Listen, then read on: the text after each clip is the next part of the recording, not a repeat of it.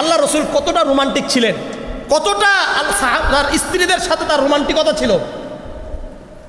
সুনানে নাসাইর 380 নম্বর হাদিস, عن عائشة رضي الله تعالى عنها قالت كنت أشرب من القدح وأنا حائز فأناوله النبي صلى الله عليه وسلم।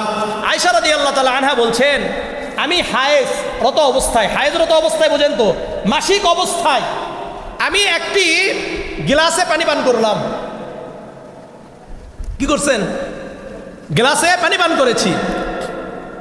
এই গ্লাসটা আমি আল্লাহ রসুলকে দিলাম। ফাউলাউইলহুন নাবিয়্যা, গ্লাসটা আল্লাহ রসুলকে দিলাম। ফায়াদউ ফাহু আলা মাওযি'i ফিয়া, এখানে আমি কি দিছি? ঠোঁট দিয়েছি না? আয়েশা রাদিয়াল্লাহু তাআলা আনহা বলছেন, আমি যেই জায়গায় ঠোঁট দিয়ে পানি পান করেছি, আল্লাহ রসুলকে যখন নাকি গ্লাস দিলাম, আল্লাহ রসুলকে দেখলাম আল্লাহ রসুল ওই জায়গায় তার ঠোঁট দিলেন যেই জায়গায় আমি দিয়েছি। সুবহানাল্লাহ। ফায়াশরাবু মিনহু, আল্লাহ রসুল ওখানে ঠোঁট দিয়ে পানি পান করছেন। ওয়াতাআররাকুম মিনাল আরাকি ওয়া আনা হাইজুন ফাউনাবিলুহুন নাবিয়্য সাল্লাল্লাহু আলাইহি ওয়াসাল্লাম। আবার আয়েশা রাদিয়াল্লাহু তাআলা আনহা বলছেন, আমি হায়েজরত অবস্থায় গোশতের একটা টুকরা কি করছিলাম? খাচ্ছিলাম। আল্লাহ রসুল বললেন, দাও তো ওটা আমাকে। আমি আল্লাহ রসুলকে গোশতটা দিলাম। হাড্ডিযুক্ত গোশতের টুকরা নিয়ে ফায়াদউ ফাহু আলা মাওযি'i ফিয়া, আল্লাহ রসুল গোশতের টুকরার ওই জায়গাতে কামড় দিলেন যেই জায়গাতে আমি কামড় দিয়েছিলাম। বলেন, স্ত্রীকে যদি আপনার খাবারটা খাইয়ে দেন, স্ত্রীর খাবার যদি আপনি খান, স্ত্রী যেই জায়গায় পানি পান করেছেন সেই জায়গায় আপনি পানি পান করেন, স্ত্রীর গোশতের টুকরা আপনি খান, আপনার গোশতের টুকরা স্ত্রীকে দেন, বলেন তো এই স্ত্রী আপনাকে ছেড়ে অন্য জায়গায় যাবে? তাহলে আমাদের এই রোমান্টিকতা দরকার নাই? পারিবারিক জীবন দরকার আছে কি নাই? আজকে থেকে কেরা কারা করবেন বলেন? হাত উঠান, করবেন? আরে বাবা হাত উঠান, করবেন তো ইনশাআল্লাহ। আল্লাহ কবুল করেন, খুব দরকার। দেখেন আল্লাহ রসুল আরো কত রোমান্টিক ছিলেন। শুনেন, আপনারা তো দৌড়াদৌড়ি করেন, এই স্ত্রীদের সাথে শুনেন, স্ত্রীদের সাথে মাঝে মাঝে দৌড় প্রতিযোগিতা করতে হয়। কি করতে হবে? দৌড় প্রতিযোগিতা করতে হবে। সুনানে আবি দাউদের 2578 নম্বর হাদিস, আন আয়েশা রাদিয়াল্লাহু তাআলা আনহা আন্নাহা কানাত ফি সাফারিন। আয়েশা রাদিয়াল্লাহু তাআলা আনহা বলেন, আমরা একটা সফরে ছিলাম, সফর থেকে ফিরে আসছিলাম, মদিনার কাছাকাছি যখন আসলাম, আল্লাহ রসুলকে আমি বললাম যে আপনার সাথে দৌড় প্রতিযোগিতা করব। আল্লাহ রসুল সাহাবাদেরকে বললেন, এই তোমরা সামনের দিকে চলে যাও, সামনের দিকে চলে যাও। সবাই যখন একটু সামনের দিকে চলে গেলেন, তারা আমাদেরকে দেখতে পায় না। তখন আমি আল্লাহ রসুল ফাসাবাকতুহু, আমি এবং আল্লাহ রসুল কি করলাম? দৌড় প্রতিযোগিতা করলাম। ফাসাবাকতুহু, আমি রসুলকে হারিয়ে আমি জয়ী হয়ে গেলাম। ফাসাবাকতুহু আলা রিজলাইয়া, আমি আল্লাহ রসুলকে হারিয়ে দিলাম, আমি জয়ী হয়ে গেলাম। দীর্ঘদিন পর ফালাম্মা হামালতুল লাহমা, যখন আমি একটু বয়স্ক হলাম, আমি একটু মোটা হয়ে গেলাম, আবার ফাসাবাকতুহু, আরেকদিন দুইজন দৌড় প্রতিযোগিতা করলাম। ফাসাবাকনি, আজকে আল্লাহর রসুল আমাকে হারিয়ে আল্লাহর রসুল বিজয়ী হয়ে গেছেন। কারণ আল্লাহর রসুল বলেন, ইয়া আয়েশা, হে আয়েশা শোনো, হাদিহি বিতিলকা সাবাকা, শোনো আজকের বিজয় তোমার আগের বিজয় কি হয়ে গেল? সমান সমান হয়ে গেছে। পারা যায় তো ইনশাআল্লাহ? হ্যাঁ, রসুল তার স্ত্রীদের সাথে কৌতুক করতেন। কি করতেন? কৌতুক করতেন, হাসাহাসি করতেন, স্ত্রীর সাথে গল্প করতেন। একদিন আয়েশা রাদিয়াল্লাহু তাআলা আনহাকে রসুল বলছেন, সহিহ মুসলিমের 2439 নম্বর হাদিস, রসুল বলেন, শোনো আয়েশা, ইন্নী লা আ'লামু, আমি বুঝতে পারি, ইযা কুনতি আন্নী রাদিয়াতান, কখন তুমি আমার উপর সন্তুষ্ট থাকো, ওয়া ইযা কুনতি আলাইয়া গাদবা, আর কখন আমার উপরে অসন্তুষ্ট থাকে, এটা আমি বুঝতে পারি।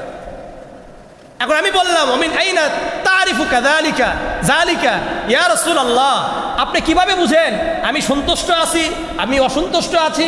তখন আল্লাহর রাসূল বলেন, শোনো, ইযা কুনতি আন্নী রাদিয়াতান, যখন তুমি আম্মা ইযা কুনতি আন্নী রাদিয়াতান, যখন আমার উপর তুমি সন্তুষ্ট থাকো, তখন তুমি বলো লা ওয়া রাব্বা মুহাম্মদ, তুমি কথাই কথায় বলো মুহাম্মাদের রবের কসম। কি বলো? মুহাম্মাদের রবের কসম। ওয়া আম্মা ইযা কুনতি আলাইয়া গাদবা, আর যখন তুমি আমার উপর অসন্তুষ্ট থাকো, যখন আমার উপর তোমার অভিমান থাকে, রাগ থাকে, তখন তবু বলো লা ওয়া রব্বা ইব্রাহিম, ইব্রাহিমের রবের কসম, তখন আর আমার নাম নাও না তুমি। একটু গুরুত্বপূর্ণ আলোচনা, খুব মনোযোগ দিয়ে শুনবেন ইনশাআল্লাহ। শুনবেন তো ইনশাআল্লাহ? মা বোনদের জন্য কি ব্যবস্থা আছে নাকি? মাশাআল্লাহ। মাদারিজুস সালিকিন একটি কিতাব রয়েছে। এই কিতাবের লেখক ইমাম ইবনুল কাইয়িম আল জাওজি রাহিমাহুল্লাহ, উনি বলেন আদ-দীনু কুল্লুহু খুলুকুন ফামান যাদা আলাইকা ফিল খুলুকি যাদা আলাইকা ফিদ-দীন। ইমাম ইবনুল কাইয়িম আল জাওজি রাহিমাহুল্লাহ বলেন পুরা দিন হলো চরিত্র। আমরা যে দিন ইসলামটা পালন করি, এই পুরা দিনটাই কি? চরিত্র। ফামান যাদা আলাইকা ফিল খুলুকি যাদা আলাইকা ফিদ-দীন। উনি বলেন যে ব্যক্তি তোমাদের মধ্য হতে চরিত্রের দিক থেকে এগিয়ে থাকবে, ওই ব্যক্তি দ্বীনের দিক থেকেও এগিয়ে থাকবে। অর্থাৎ যার চরিত্র যত বেশি ভালো, সে তত বেশি দিনদার। আমরা বলি না এই ব্যক্তি দিনদার, আমরা মনে করি যে নামাজ রোজা করছে, মাথায় টুপি দিয়েছে, দাড়ি রাখছে, লম্বা জুব্বা পরেছে, এই ব্যক্তি দিনদার। এটা নয়, বরং যেই ব্যক্তির চরিত্র ভালো এই ব্যক্তি দিনদার। যার চরিত্র যত ভালো সে তত বড় দিনদার। নামাজ পড়ে কিন্তু মিথ্যা বলে, তাহলে এর চরিত্রবান। গীবত করে চরিত্রবান, মানুষের মাল আত্মসাৎ করে চরিত্রবান, গালি দেয় চরিত্রবান না, স্ত্রীকে মারধর করে চরিত্রবান না। এই জন্য বলেছেন ফামান যাদা আলাইকা ফিল খুলুক যাদা আলাইকা ফিদ-দীন। তোমাদের মধ্য হতে যেই ব্যক্তি চরিত্রের দিক থেকে এগিয়ে থাকবে, এই ব্যক্তি দ্বীনের দিক থেকে এগিয়ে থাকবে। এই জন্য চরিত্রটা কতটুকু গুরুত্বপূর্ণ আমি আপনাদের কাছে কয়েকটা আগে হাদিস শুনাই। জামিআ তিরমিজির 2004 নম্বর হাদিস। عن أبي هريرة رضي الله تعالى عنه قال سئل رسول الله صلى الله عليه وسلم عن أكثر ما يدخل الناس الجنة قال تقوى الله وحسن الخلق। আবু হুরায়রা রাদিয়াল্লাহু তাআলা আনহু বর্ণনা করেন আল্লাহর রাসূল সাল্লাল্লাহু আলাইহি ওয়াসাল্লামকে জিজ্ঞাসা করা হলো, ইয়া রাসূলুল্লাহ, ইয়া হাবিবাল্লাহ, কোন জিনিসগুলো মানুষকে অধিক পরিমাণে জান্নাতে প্রবেশ করিয়ে দেয়?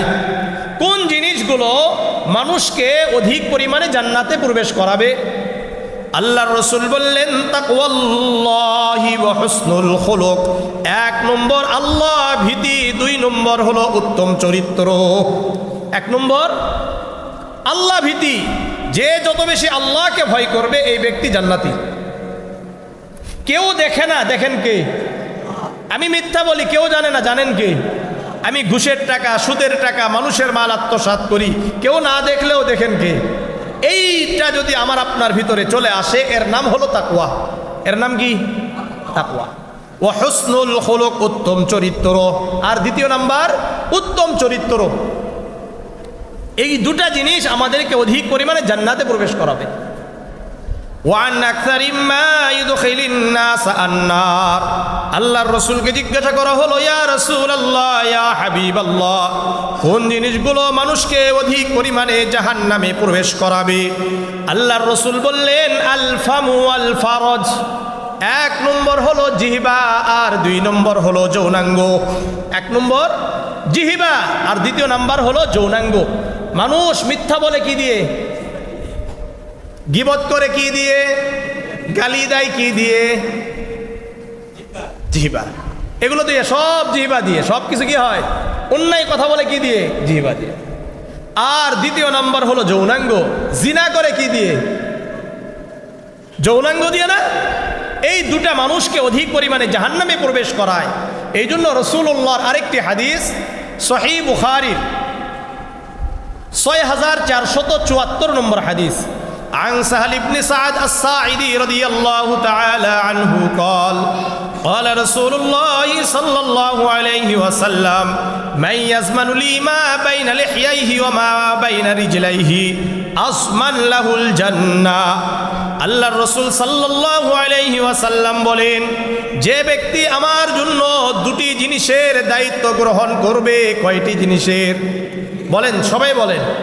দুটি জিনিসের দায়িত্ব গ্রহণ করবে, আমি রসুল তার জন্য জান্নাতের দায়িত্ব গ্রহণ করব।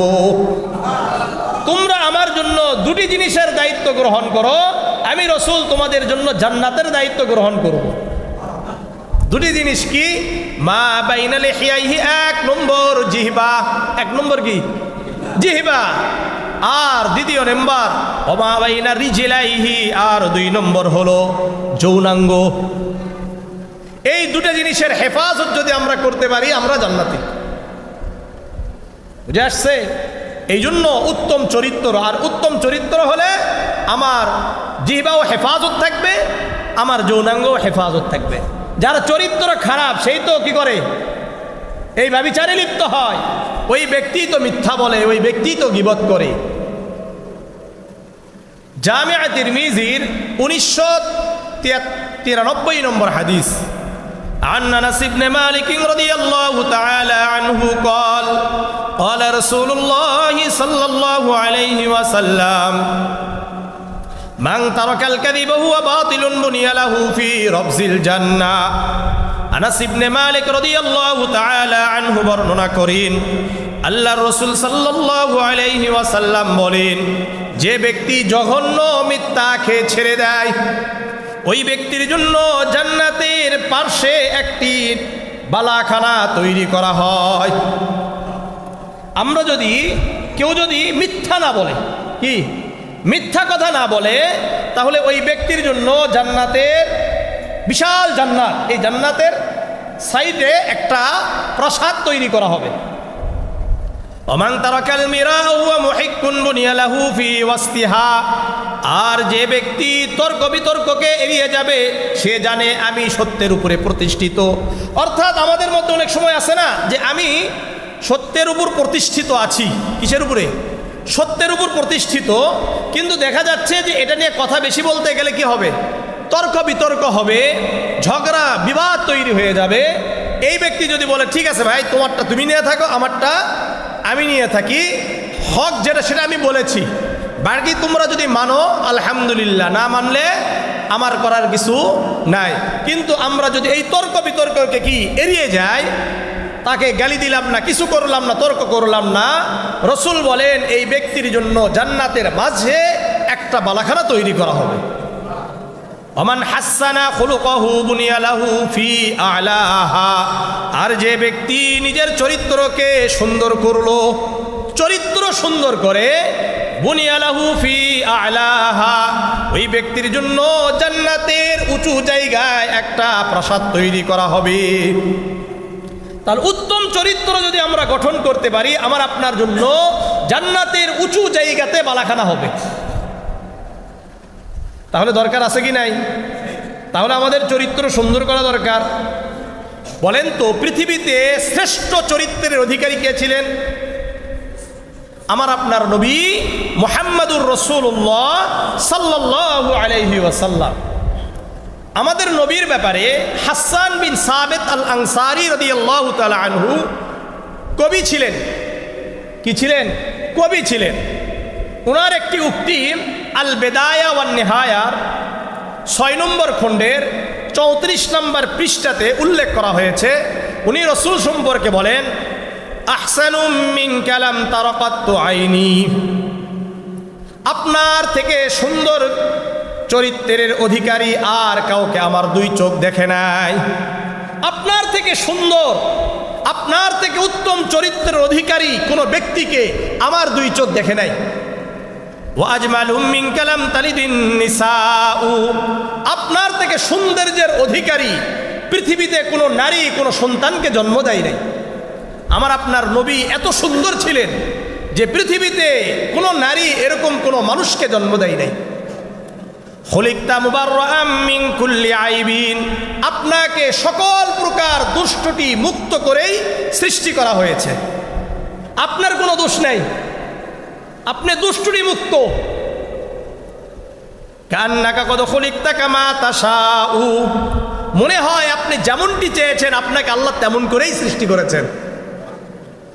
আমার আপনার নবী মুহাম্মাদুর রাসূলুল্লাহকে এত সুন্দর করে উত্তম চরিত্রের অধিকারী করে সৃষ্টি করেছেন। এই জন্যই তো আল্লাহ রাব্বুল আলামিন সূরাতুল কলামের 4 নম্বর আয়াতে বলেন, ওয়া ইন্নাকা লাআলা খুলুকিন আযীম। হে নবী মুহাম্মদ, আপনি মহান চরিত্রের অধিকারী, মহান চরিত্রের অধিকারী আপনি। আপনার চরিত্রের উপর কোনো চরিত্র হইতে পারে না। এই কারণে একজন খ্রিস্টান ঐতিহাসিক উইলিয়াম মুর এর এই উক্তিটা, মাইকেল এইচ হার্ট দি 100 একটি বই, এই বইয়ে 100 মনীষীর জীবনী নিয়ে আসা হয়েছে। এখানে উনি উল্লেখ করেছেন মুহাম্মদুর রাসূলুল্লাহকে 1 নম্বরে নিয়ে এসে উল্লেখ করেছেন, he was the master mind not only of his own age but of all age. উনি সর্বকালের সর্বশ্রেষ্ঠ মানব ছিলেন। পৃথিবীর ইতিহাসে এরকম উত্তম চরিত্রের অধিকারী, এরকম মহান ব্যক্তি আর পৃথিবীতে কখনো আসেও নাই, সামনেও আসবে না। রাসূল করিম সাল্লাল্লাহু আলাইহি ওয়াসাল্লামের চরিত্র এত সুন্দর ছিল, এত সুন্দর ছিল, এত সুন্দর ছিল। এই জন্য মুসনাদে আহমদের 25,813 নম্বর হাদিসের মধ্যে সুইলাত আয়েশা রাদিয়াল্লাহু তাআলা আনহা, আয়েশা রাদিয়াল্লাহু তাআলা আনহাকে জিজ্ঞাসা করা হলো আন খুলুকি রাসূলিল্লাহি সাল্লাল্লাহু আলাইহি ওয়াসাল্লাম, আম্মা জান, আল্লাহর রাসূলের চরিত্র কেমন ছিল? আয়েশা রাদিয়াল্লাহু তাআলা আনহা বলেন, খুলুকুহুল কুরআন, তার চরিত্র তো পুরা কোরআন। কোরআনের প্র্যাকটিক্যাল হলো মুহাম্মদুর রাসূলুল্লাহ সাল্লাল্লাহু আলাইহি ওয়াসাল্লাম। এই জন্য আল্লাহ রাব্বুল আলামিন সূরা আহজাবের 21 নম্বর আয়াতে বলেন, লাকাদ কানা লাকুম ফি রাসূলিল্লাহি উসওয়াতুন হাসানা, তোমাদের জন্য আল্লাহর রাসূলের মধ্যে উত্তম আদর্শ রয়েছে। এই জন্য পুরা দুনিয়াতে মুসলমান কারো আদর্শ গ্রহণ করতে পারবে না, কারণ মুহাম্মদ সাল্লাল্লাহু আলাইহি ওয়াসাল্লাম ছাড়া পৃথিবীতে কেউ উত্তম আদর্শের অধিকারী কেউ হতে পারে না। বিশেষ করে উসওয়াতুন হাসানা। উসওয়াতুন হাসানা কাকে বলা হয়?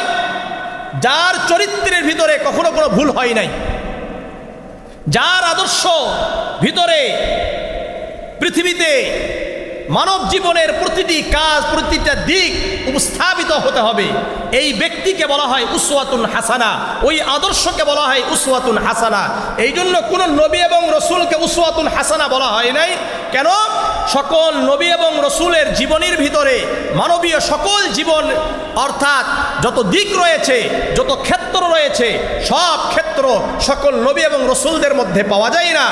একমাত্র আমার আপনার নবী মুহাম্মদুর রাসূলুল্লাহ সাল্লাল্লাহু আলাইহি ওয়াসাল্লামের মধ্যেই পারিবারিক জীবন, সামাজিক জীবন, রাষ্ট্রীয় জীবন, অর্থনৈতিক জীবন, রাজনৈতিক জীবন, আন্তর্জাতিক জীবন, এমন কোন জীবনের দিক নাই যেই দিকটা মুহাম্মদুর রাসূলুল্লাহ সাল্লাল্লাহু আলাইহি ওয়াসাল্লামের জীবনের মধ্যে পাওয়া যায় না। আমি আপনাদের কাছে একটা উদাহরণ দিই। হযরত ঈসা আলাইহিস সালাতু ওয়াস সালামকে যারা খ্রিস্টানরা মানেন, আপনি বলেন তো ঈসা আলাইহিস সালাতু ওয়াস সালাম বিবাহ করেছেন? ঈসা আলাইহিস সালাতু ওয়াস সালাম বিবাহ করেন নাই। তাহলে বিবাহের যেই দিক, এটা কি ঈসা আলাইহিস সালাতু ওয়াস সালাম থেকে পাওয়া যাবে? পাওয়া যাবে না। যেই সমস্ত নবীরা রাষ্ট্র পরিচালনা করে নাই, এই সমস্ত নবী এবং রসুলদের থেকে কি রাষ্ট্র পরিচালনার নীতি পাওয়া যাবে? পাওয়া যাবে না। আমার আপনার নবী মুহাম্মদুর রাসূলুল্লাহ থেকে আমরা সকল জীবনের যত ক্ষেত্র রয়েছে প্রতিটি ক্ষেত্র আমরা পেয়ে যাই। এই জন্য রাসূলুল্লাহকে বলা হয় উসওয়াতুন হাসানা। এই জন্য কোনো মুসলমান এই কথা বলতে পারে না বঙ্গবন্ধু তার আদর্শ, কারণ বঙ্গবন্ধুর মধ্যে হাজারো ভুল রয়েছে। কেউ এই কথা বলতে পারবে না জিয়াউর রহমান তার আদর্শ, কারণ জিয়াউর রহমানের মধ্যে বহু ভুল রয়েছিল। কেউ বলতে পারবে না ঠাকুর রবীন্দ্রনাথ ঠাকুর তার আদর্শ, কেউ বলতে পারবে না যে কবি নজরুল ইসলাম তার আদর্শ, সক্রেটিস প্লেটো তার আদর্শ, আব্রাহাম লিঙ্কন তার আদর্শ। এমনকি আমাদের যারা উলামায়ে কেরাম যারা চলে গেছেন, যেমন আল্লামা আহমদ শফী সাহেব হুজুর বলেন আর আল্লামা সাইদি রাহিমাহুল্লাহ বলেন, যাদেরকেই বলেন না কেন তাদের জীবনের মধ্যে ভুল আছে কি নাই? আছে। এই কারণে কাউকে আদর্শ হিসাবে গ্রহণ করা যাবে না, একমাত্র নবী মুহাম্মদুর রাসূলুল্লাহকে আদর্শ হিসাবে গ্রহণ করতে হবে। আর কথাটা বুঝে আসছে? অন্য কাউকে টানাটানি করা যাবে না, কারণ প্রত্যেকের জীবনের মধ্যে ভুল আছে কি নেই? আছে। আল্লাহ আমাদেরকে বোঝার তৌফিক দান করেন। তো আমি আপনাদের সামনে রাসূলুল্লাহ সাল্লাল্লাহু আলাইহি ওয়াসাল্লামের জীবনের কিছু দিক নিয়ে আলোচনা করব। 1 নম্বর, রাসূলুল্লাহ সাল্লাল্লাহু আলাইহি ওয়াসাল্লামের ভাষা এত সুন্দর ছিল, বাকৃতি এত সুন্দর ছিল, রাসূলুল্লাহ সাল্লাল্লাহু আলাইহি ওয়াসাল্লাম এতটাই বিশুদ্ধ ভাষী ছিলেন, রসুলের কথা শুনে মানুষ মুসলমান হয়ে যেত। মানুষে শুধু কথা শুনে মুসলমান হয়ে যেত। সহিহ মুসলিমের 868 নম্বর হাদিস, عن عبد الله بن عباس رضي الله تعالى عنه قال أن زماد قد قدم مكة। আব্দুল্লাহ ইবনে আব্বাস রাদিয়াল্লাহু তাআলা আনহু বর্ণনা করেন, ইয়ামান থেকে জিমাত নামক একজন ব্যক্তি মক্কায় আসলেন। কোথায় আসছে? মক্কায় আসছে, এসে ঘোরাফেরা করছে। ওয়াকানা ইয়ারকি মিন হাযিহির রিহ, এই ব্যক্তি ঝাড়ফুঁক করে মানুষকে সুস্থ করত। আমাদের বাংলাদেশে আছে না, ঝাড়ফুঁকের মাধ্যমে মানুষকে সুস্থ করে, এই ব্যক্তিও ঝাড়ফুঁক করত। ফাসামিআ সুফাহা মিন আহলি মক্কা, মক্কার মধ্য থেকে কিছু কাফেরের মুখে শুনলো, ইয়াকুলুনা ইন্না মুহাম্মাদান মাজনুন, তারা বলে মুহাম্মদ একজন পাগল। কি বলে? মুহাম্মদ একজন পাগল। এই কথা এই জিমাত শুনে চিন্তা করলো, আর মনে মনে বলল, লাকাদ লাকিতু হাযার রাজুলা, যদি আমার সাথে এই ব্যক্তি মুহাম্মাদের সাক্ষাৎ হয়, লাআল্লাল্লাহ ইয়াশফিহি আলা ইয়াদাইয়া, আমি তাকে ঝাড়ফুঁক করব, আল্লাহ রাব্বুল আলামিন আমার মাধ্যমে তাকে সুস্থ করে দিবেন। সে নিজে নিজে মনে মনে বলছে, এটা পরবর্তীতে উনি কি করেছেন? আলোচনা করেছেন, কিন্তু ওই সময় মনে মনে বলছিলেন, এই ব্যক্তির সাথে যদি আমার সাক্ষাৎ হয়, আমি তাকে ঝাড়ফুঁক করব আর আল্লাহ আমার মাধ্যমে তাকে সুস্থ করে দিবেন। জিমাত বলছেন, হঠাৎ একদিন মুহাম্মাদের সাথে ফালাকিয়াহু, তার সাথে তার সাক্ষাৎ হয়ে গেল। তখন আমি বললাম, ইয়া মুহাম্মদ ইন্নী আরকি মিন হাযিহির রিহ, হে মুহাম্মদ আমি ঝাড়ফুঁক করি, ওয়া ইন্নাল্লাহা ইয়াশফি আলা ইয়াদি মান শাআ, বহু মানুষকে আল্লাহ রাব্বুল আলামিন আমার এই ঝাড়ফুঁকের মাধ্যমে সুস্থ করে দিয়েছেন। আমি ঝাড়ফুঁক করেছি, আল্লাহ তাআলা আমার হাতেই তাকে সুস্থ করে দিয়েছেন। ফাহাল্লাকা, আপনি কি চান আমি আপনার চিকিৎসা শুরু করি? আপনি যদি চান তাহলে আমি আপনারও চিকিৎসা করতে পারি, কারণ আপনাকে তো সবাই পাগল বলে। এই জন্য আপনি যদি চান তাহলে আমি কি করব? আপনার চিকিৎসা করব। আল্লাহর রসুল তার এই কথা শুনে আল্লাহর রসুল তাকে বললেন, ইন্নাল হামদালিল্লাহ নাহমাদুহু ওয়া নাস্তাঈনুহু মান ইয়াহদিহিল্লাহু ফালা হাদিয়া লাহু মান ইয়াহদিহিল্লাহু ফালা মুদিল্লা লাহু ওয়া মান ইউদ্লিল ফালা হাদিয়া লাহু ওয়া আশহাদু আল লা ইলাহা ইল্লাল্লাহু ওয়াহদাহু লা শারীকা লাহু ওয়া আন্না মুহাম্মাদান আবদুহু ওয়া রাসূলুহু। এই কথাটা বলেছেন, অর্থ কি? ইন্নাল হামদালিল্লাহ, সকল প্রশংসা আল্লাহর, নাহমাদুহু ওয়া নাস্তাঈনুহু, আমি তারই প্রশংসা করি, আমি তার কাছেই সাহায্য চাই। আমরা প্রশংসা করি কার? আমরা সাহায্য চাইব কার? আল্লাহ ছাড়া অন্য কারো কাছে সাহায্য চাওয়া যাবে? আল্লাহর রসুল বললেন, আমি তো তারই প্রশংসা করি, তারই কাছেই সাহায্য চাই, তুমি আমার কি চিকিৎসা করবা? তাই না? মান ইয়াহদিহিল্লাহু ফালা মুদিল্লা লাহু, যাকে আল্লাহ হেদায়েত দান করে তাকে কেউ পথভ্রষ্ট করতে পারে না। ওয়া মান ইউদ্লিল ফালা হাদিয়া লাহু, আর যাকে আল্লাহ রাব্বুল আলামিন পথভ্রষ্ট করেন কেউ তাকে হেদায়েত দিতে পারে না। এরপরে বললেন, ওয়া আশহাদু আল্লা ইলাহা ইল্লাল্লাহ, আমি সাক্ষ্য প্রদান করছি আল্লাহ ছাড়া কোনো মাবুদ নাই, কারো ইবাদত করা যায় না, তার কোনো শরীক নাই। ওয়া আন্না মুহাম্মাদান আবদুহু ওয়া রাসূলুহু, আমি মুহাম্মদ তার বান্দা এবং তার রসুল। এই যে কথাটা রসুল বললেন, দেখেন এই যে কিছু কথা এই কবি জিমাদের সামনে, অর্থাৎ এই জিমাদের সামনে, ঝাড়ফুঁককারীর সামনে রসুল যখন এই কথা বললেন, তখন জিমাদ বললেন, ফাঈদ আলাইয়া কালিমাতিকা হাউলাই, হে মুহাম্মদ তুমি যা বললা এগুলো আবারও আমাকে বলো, আমি আবার শুনতে চাই। ফাআদাহুন্না আলাইহি সালাসা মাররাত, আল্লাহর রাসূল সাল্লাল্লাহু আলাইহি ওয়াসাল্লাম এই কথাগুলো তিনবার বললেন। বলার পরে এখন এই সিমাত বলছেন, লাকাদ সামি'তু কাওলাস সাহারাতি ওয়া কাওলাল কাহানাতি ওয়া কাওলাশ শুআরা, আমি পৃথিবীতে বহু গণকের কথা শুনেছি, বহু জাদুকরের কথা শুনেছি, বহু কবির কথা শুনেছি, বহু জাদুকর, বহু কবির কথা, বহু গণকের কথা শুনেছি। মা সামি'তু কাওলা কালিমাতিকা হাউলাই, কিন্তু আজ পর্যন্ত তোমার মতো এত প্রাঞ্জল হৃদয়গ্রাহী কথা আর কারো কাছ থেকে শুনি নাই। এত প্রাঞ্জল, এত হৃদয়গ্রাহী, এত মাধুর্যপূর্ণ কথা আমি কখনো কারো মুখে শুনি নাই। ওয়ালাকাদ বালাগনা নাউসাল বাহার, তোমার কথাগুলো তো সমুদ্রের গভীর পর্যন্ত পৌঁছে গেছে। সুবহানাল্লাহ। এই কথাগুলো শোনার পরে এই সিমাত বলছে, হাতি ইয়াদাক, হে মুহাম্মদ আপনি আপনার হাতটা দেন, উবাইয়াকা আলাল ইসলাম, আমি আপনার হাতে মুসলমান হয়ে যাব। শুধু কথা শুনে মুসলমান, শুধু কথা শুনে। দেখেন আল্লাহর রাসূল এই জায়গাতে শুধু ওই ব্যক্তিকে নিয়ে চিন্তা করে নাই। যখন উনি বললেন হাত দেন আমি মুসলমান হয়ে যাব, তখন রাসূল বললেন ওয়া আলা কওমিক, আপনার সম্প্রদায় কি মুসলমান হবে না? আপনার সম্প্রদায়কে নিয়ে কি আপনি ভাবছেন না? তখন জিমাত বললেন ইয়া রাসূল, হে মুহাম্মদ ওয়া আলা কওমি, আমার সম্প্রদায়ও মুসলমান হয়ে যাবে। এই জন্য যে বিশেষ করে যারা উলামায়ে কেরামরা হয়, বিশেষ করে যারা আলোচক হন, তাদের কথার ভিতরে এতটা মাধুর্যতা থাকতে হবে, এতটা প্রাঞ্জল হতে হবে, এতটাই হৃদয়গ্রাহী হতে হবে, যারা কথাগুলো শুনবে, শোনার পরে যেন তারা কোরআন এবং সুন্নাহর দিকে আকৃষ্ট হয়।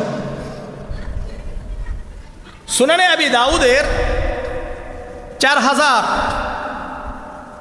সুনানে আবি দাউদের একটা হাদিস রয়েছে 4839 নম্বর হাদিস। এটা عن عائشة رضي الله تعالى عنها قالت كان كلام رسول الله صلى الله عليه وسلم كلاما فصلا يفهمه كل من سمعه। عائشة رضي الله تعالى عنها বর্ণনা করেন আল্লাহর রাসূল সাল্লাল্লাহু আলাইহি ওয়াসাল্লামের কথা এতটা প্রাঞ্জল ছিল, এতটাই স্পষ্ট ছিল, এতটাই হৃদয়গ্রাহী ছিল, যেই ব্যক্তি শুনতো ওই ব্যক্তি আল্লাহর রাসূলের কথা বুঝে নিত, যা বলতো তাই বুঝতো। আজকে আমাদের কথাগুলো অস্পষ্টতা থাকে, এই জন্য বুঝে না, কিন্তু রসুল এতটাই স্পষ্ট করে কথা বলতেন। তাহলে রসুলের একটা দিক ছিল বিশুদ্ধ ভাষায় কথা বলতেন, সুন্দর করে কথা বলতেন। তাহলে আমাদেরকেও কি করতে হবে? সুন্দর করে কথা বলতে হবে। এক নম্বর একটা দিক পাইলাম আমরা। তাহলে কি আমরা কি খারাপভাবে কথা বলবো না সুন্দরভাবে কথা বলবো? সুন্দরভাবে কথা বলবো। দ্বিতীয় নাম্বার, রসুলের হৃদয়টা ছিল কোমল। হৃদয় কি ছিল? কোমল। বুঝেন তো, রুক্ষ ছিল না, রাগারাগি করে কথা বলতেন না। কি করতেন? রুক্ষ মেজাজি ছিলেন না, কোমল হৃদয়ের অধিকারী ছিলেন। সহিহ বুখারীর 2125 নম্বর হাদিস, عن عبد الله بن عمرو بن العاص رضي الله تعالى عنه قال ليس بفظ ولا غليظ ولا سخاب। আল্লাহর রাসূল সাল্লাল্লাহু আলাইহি ওয়াসাল্লাম অশ্লীল ভাষায় কথা বলতেন না, রুক্ষ ভাষায় কথা বলতেন না, কঠোরভাবে কথা বলতেন না। অশ্লীল ভাষায় রসুল কথা বলতেন না, রুক্ষ ভাষায় কথা বলতেন না। রসুল সম্পর্কে আল্লাহ তাআলা নিজেই সূরা আলী ইমরানের 159 নম্বর আয়াতে আল্লাহ নিজেই বলছেন। দেখেন কয়েকটা রসুলের বৈশিষ্ট্য আল্লাহ নিজে তুলে ধরেছেন। ফাবিমা রাহমাতিম মিনাল্লাহি লিনতা লাহুম ওয়ালাউ কুনতা ফাযযান গালিযাল কলবি লানফাদ্দু মিন হাওলিক। হে নবী মুহাম্মদ, ভালো করে মনোযোগ দিয়া শোনেন।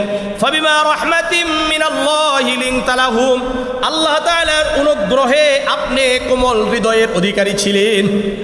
এটা আল্লাহর রহমত, আল্লাহর অনুগ্রহ যে আপনার অন্তরটা কি কোমল, খুব নরমের অধিকারী। ওয়ালাউ কুনতা ফাযযান গালিযাল কলবি লানফাদ্দু মিন হাওলিক, আপনি যদি রুক্ষ অন্তরের অধিকারী হতেন, কঠোর অন্তরের অধিকারী হতেন, লাংফাদ্দু মিন হাউলিক, আপনার আশেপাশে থেকে আপনার সাথীরা ছিটকে পড়তো, মানুষ আপনার কাছে ভিড়তো না। কিন্তু আপনার অন্তরটা কি ছিল? অনেক নরম ছিল, কোমল হৃদয়ের অধিকারী ছিলেন। এই জন্য সর্বদা সাহাবারা আপনার আশেপাশেই থাকতো। ওয়ালাউ কুনতা ফাযযান গালিযাল কলবি লানফাদ্দু মিন হাওলিক ফাআফু আনহুম ওয়াস্তাগফির লাহুম ওয়াশাবিরহুম ফিল আমর। রাসূল সম্পর্কে আল্লাহ বলছেন ফাআফু আনহুম, আপনি আপনার সাথীদেরকে ক্ষমা করে দেন। তাহলে রাসূল ক্ষমা করে দিতেন, আমাদেরকে কি করতে হবে? ক্ষমা করা শিখতে হবে। ওয়াস্তাগফির লাহুম, আপনার সাথে যারা চলবে তাদের জন্য আল্লাহর কাছে ক্ষমা চাইবেন। ওয়াশাবিরহুম ফিল আমর, আর আপনি যখন কোনো কাজ করবেন অবশ্যই আপনার সাথীদের সাথে পরামর্শ করে করবেন। এই জন্য যেই কাজ আমরা করব, আমরা কি করে করব? পরামর্শ করে করব, এককভাবে কাজ করব না। মসজিদের কাজ হবে পরামর্শ ভিত্তিক, সমাজের কাজ হবে পরামর্শ ভিত্তিক, নিজের বাড়ির কাজ হবে পরামর্শ করে, স্ত্রী রয়েছে তার সাথে পরামর্শ করা, সন্তান রয়েছে পরামর্শ করা, অর্থাৎ রাসূল পরামর্শ করে কাজ করতেন। আল্লাহ বলছেন ফাইদা আযামতা ফাতাওয়াক্কাল আলাল্লাহ, আপনি যখন পরামর্শ করবেন, পরামর্শের পরে যেই সিদ্ধান্ত গ্রহণ করবেন, এই সিদ্ধান্ত গ্রহণ করার পরে ফাতাওয়াক্কাল আলাল্লাহ, আপনি একমাত্র আল্লাহকে ভরসা করবেন। কার উপর ভরসা? রাসূল করিম সাল্লাল্লাহু আলাইহি ওয়াসাল্লামের তৃতীয় বৈশিষ্ট্য একটা ছিল, আল্লাহর রাসূল সর্বদা ভরসা করতেন কার উপরে? আল্লাহ। যত বিপদ আপদ হোক না কেন, রাসূলের ভরসা কার উপরে? আল্লাহর উপরে। আমি আপনাদেরকে একটা ঘটনা শোনাই। 3 নম্বর, এটা সহিহ বুখারীর 4139 নম্বর হাদিস। এটা عن جابر بن عبد الله رضي الله تعالى عنه قال غزونا مع رسول الله صلى الله عليه وسلم غزوة نجد। জাবির ইবনে আব্দুল্লাহ রাদিয়াল্লাহু তাআলা আনহু বর্ণনা করেন, আমরা আল্লাহর রাসূল সাল্লাল্লাহু আলাইহি ওয়াসাল্লামের সাথে নাজদের যুদ্ধে চলে গেলাম। কোন জায়গায় গেছে? নাজদের সাথে, মানে নাজবাসী যারা, নাজদ একটা এলাকার না, এই এলাকার মানুষদের সাথে রাসূলুল্লাহ কি করতে গেছেন? যুদ্ধ করতে গেছেন। এই যুদ্ধ থেকে যখন নাকি রাসূল ফিরে আসছেন, তো ফিরে যখন আসছেন তখনকার ঘটনা জাবির ইবনে আব্দুল্লাহ বলছেন ফালাম্মা আদরাকাতহুল কাইলাতুহু ওয়া ফি ওয়াদিন কাসীরিল ইসাতি, যে আমরা যখন আস্তে আস্তে আস্তে আস্তে কাঁটাযুক্ত গাছ দ্বারা বেষ্টিত একটি উপত্যকায় পৌঁছলাম। এমন একটা উপত্যকা, যেই উপত্যকার পুরা এলাকাটা কাঁটাযুক্ত গাছ দ্বারা বেষ্টিত। এই জায়গায় যখন আসলাম তখন খুব গরম আমাদেরকে লাগলো, প্রচণ্ড গরম। প্রচণ্ড গরম লাগার কারণে ফানাজালা তাহতা শাজারাতিন, আল্লাহর রাসূল সাল্লাল্লাহু আলাইহি ওয়াসাল্লাম একটি গাছের ছায়ায় চলে গেলেন। ওয়াস্তাযাল্লা বিহা, আল্লাহর রাসূল একটি গাছের নিচে গিয়ে ছায়ায় বিশ্রাম নিলেন। ফাআল্লাকা সাইফাহু, আর গাছে তার তরবারিকে লটকিয়ে রাখলেন।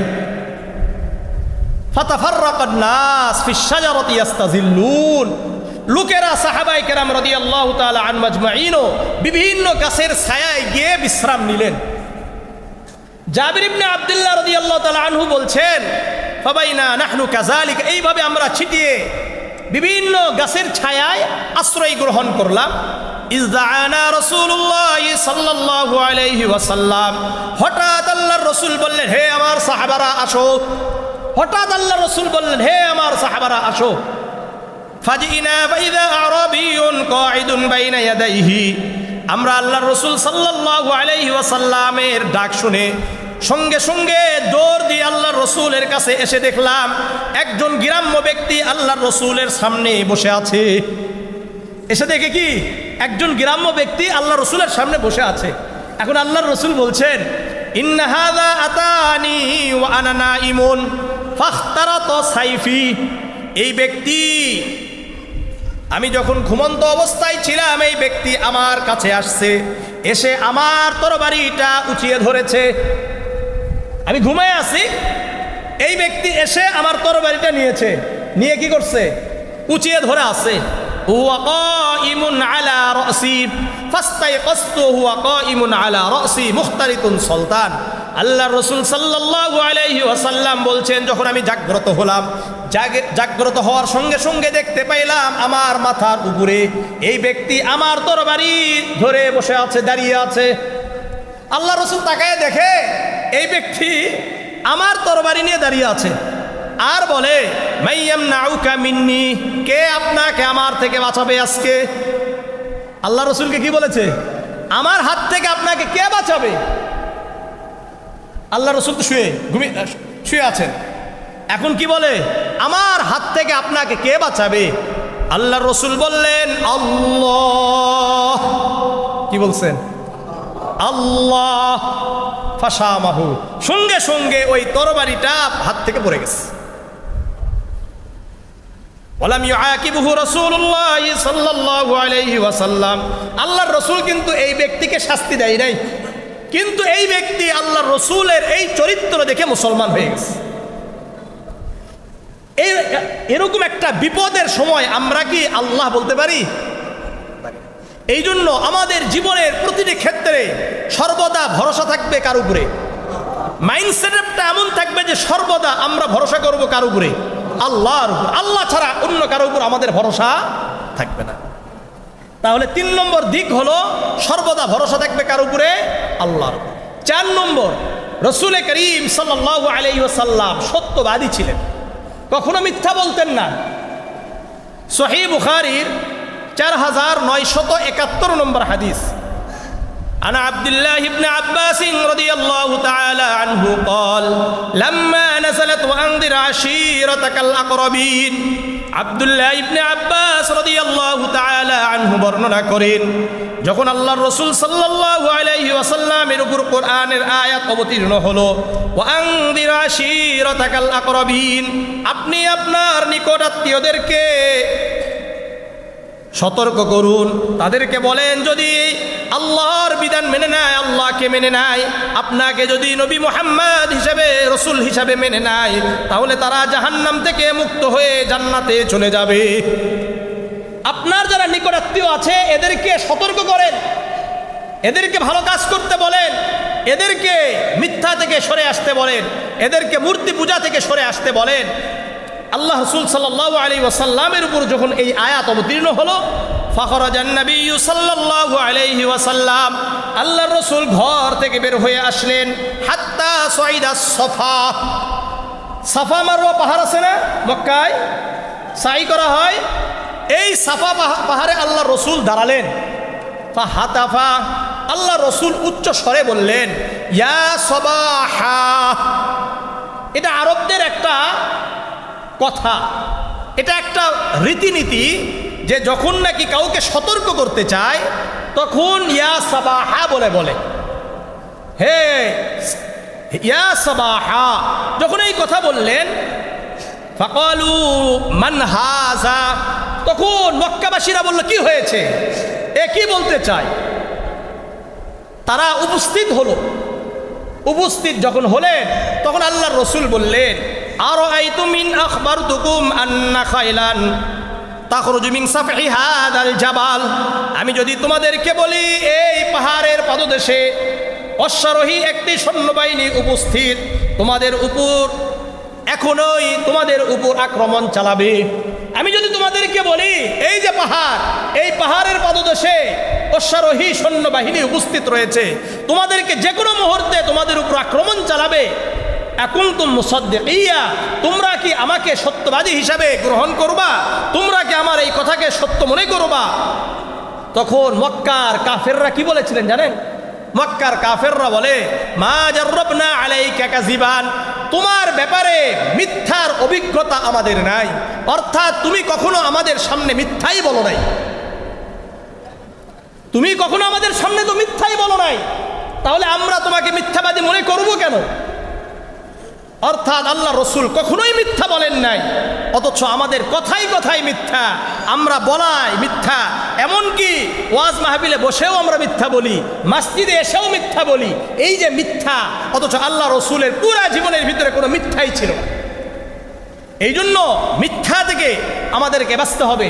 সহিহ বুখারীর 6094 নম্বর হাদিস, عن عبد الله بن مسعود رضي الله تعالى عنه قال قال رسول الله صلى الله عليه وسلم إن الصدق يهدي إلى البر وإن البر يهدي إلى الجنة عبد الله بن مسعود رضي الله تعالى عنه বর্ণনা করেন আল্লাহর রাসূল সাল্লাল্লাহু আলাইহি ওয়াসাল্লাম বলেন নিশ্চয় সত্য কল্যাণের দিকে নিয়ে যায় সত্য কথা বললে এটা কল্যাণ এর দিকে নিয়ে যাবে ওয়াইনাল বিররা ইয়াহদি ইলাল জান্নাহ আর কল্যাণ জান্নাতের দিকে নিয়ে যায় ওয়াইন্নার রাজুলা লা ইয়াসদুকু ওয়া ইয়াতাহাররা আস-সিদকা হাত্তা ইউকতাবা ইনদাল্লাহি সিদ্দীকান যে ব্যক্তি সর্বদা সত্য কথা বলে সত্য বলতে বলতে এক সময় আসমানে ওই ব্যক্তির নাম সিদ্দিক হয়ে যায় আমি আপনি যদি সত্যই বলতে থাকি কখনো মিথ্যা না বলি আসমানে আমার নাম কি হয়ে যাবে সিদ্দিক হয়ে যাবে যে এই ব্যক্তি সত্যবাদী ওয়াইন্নাল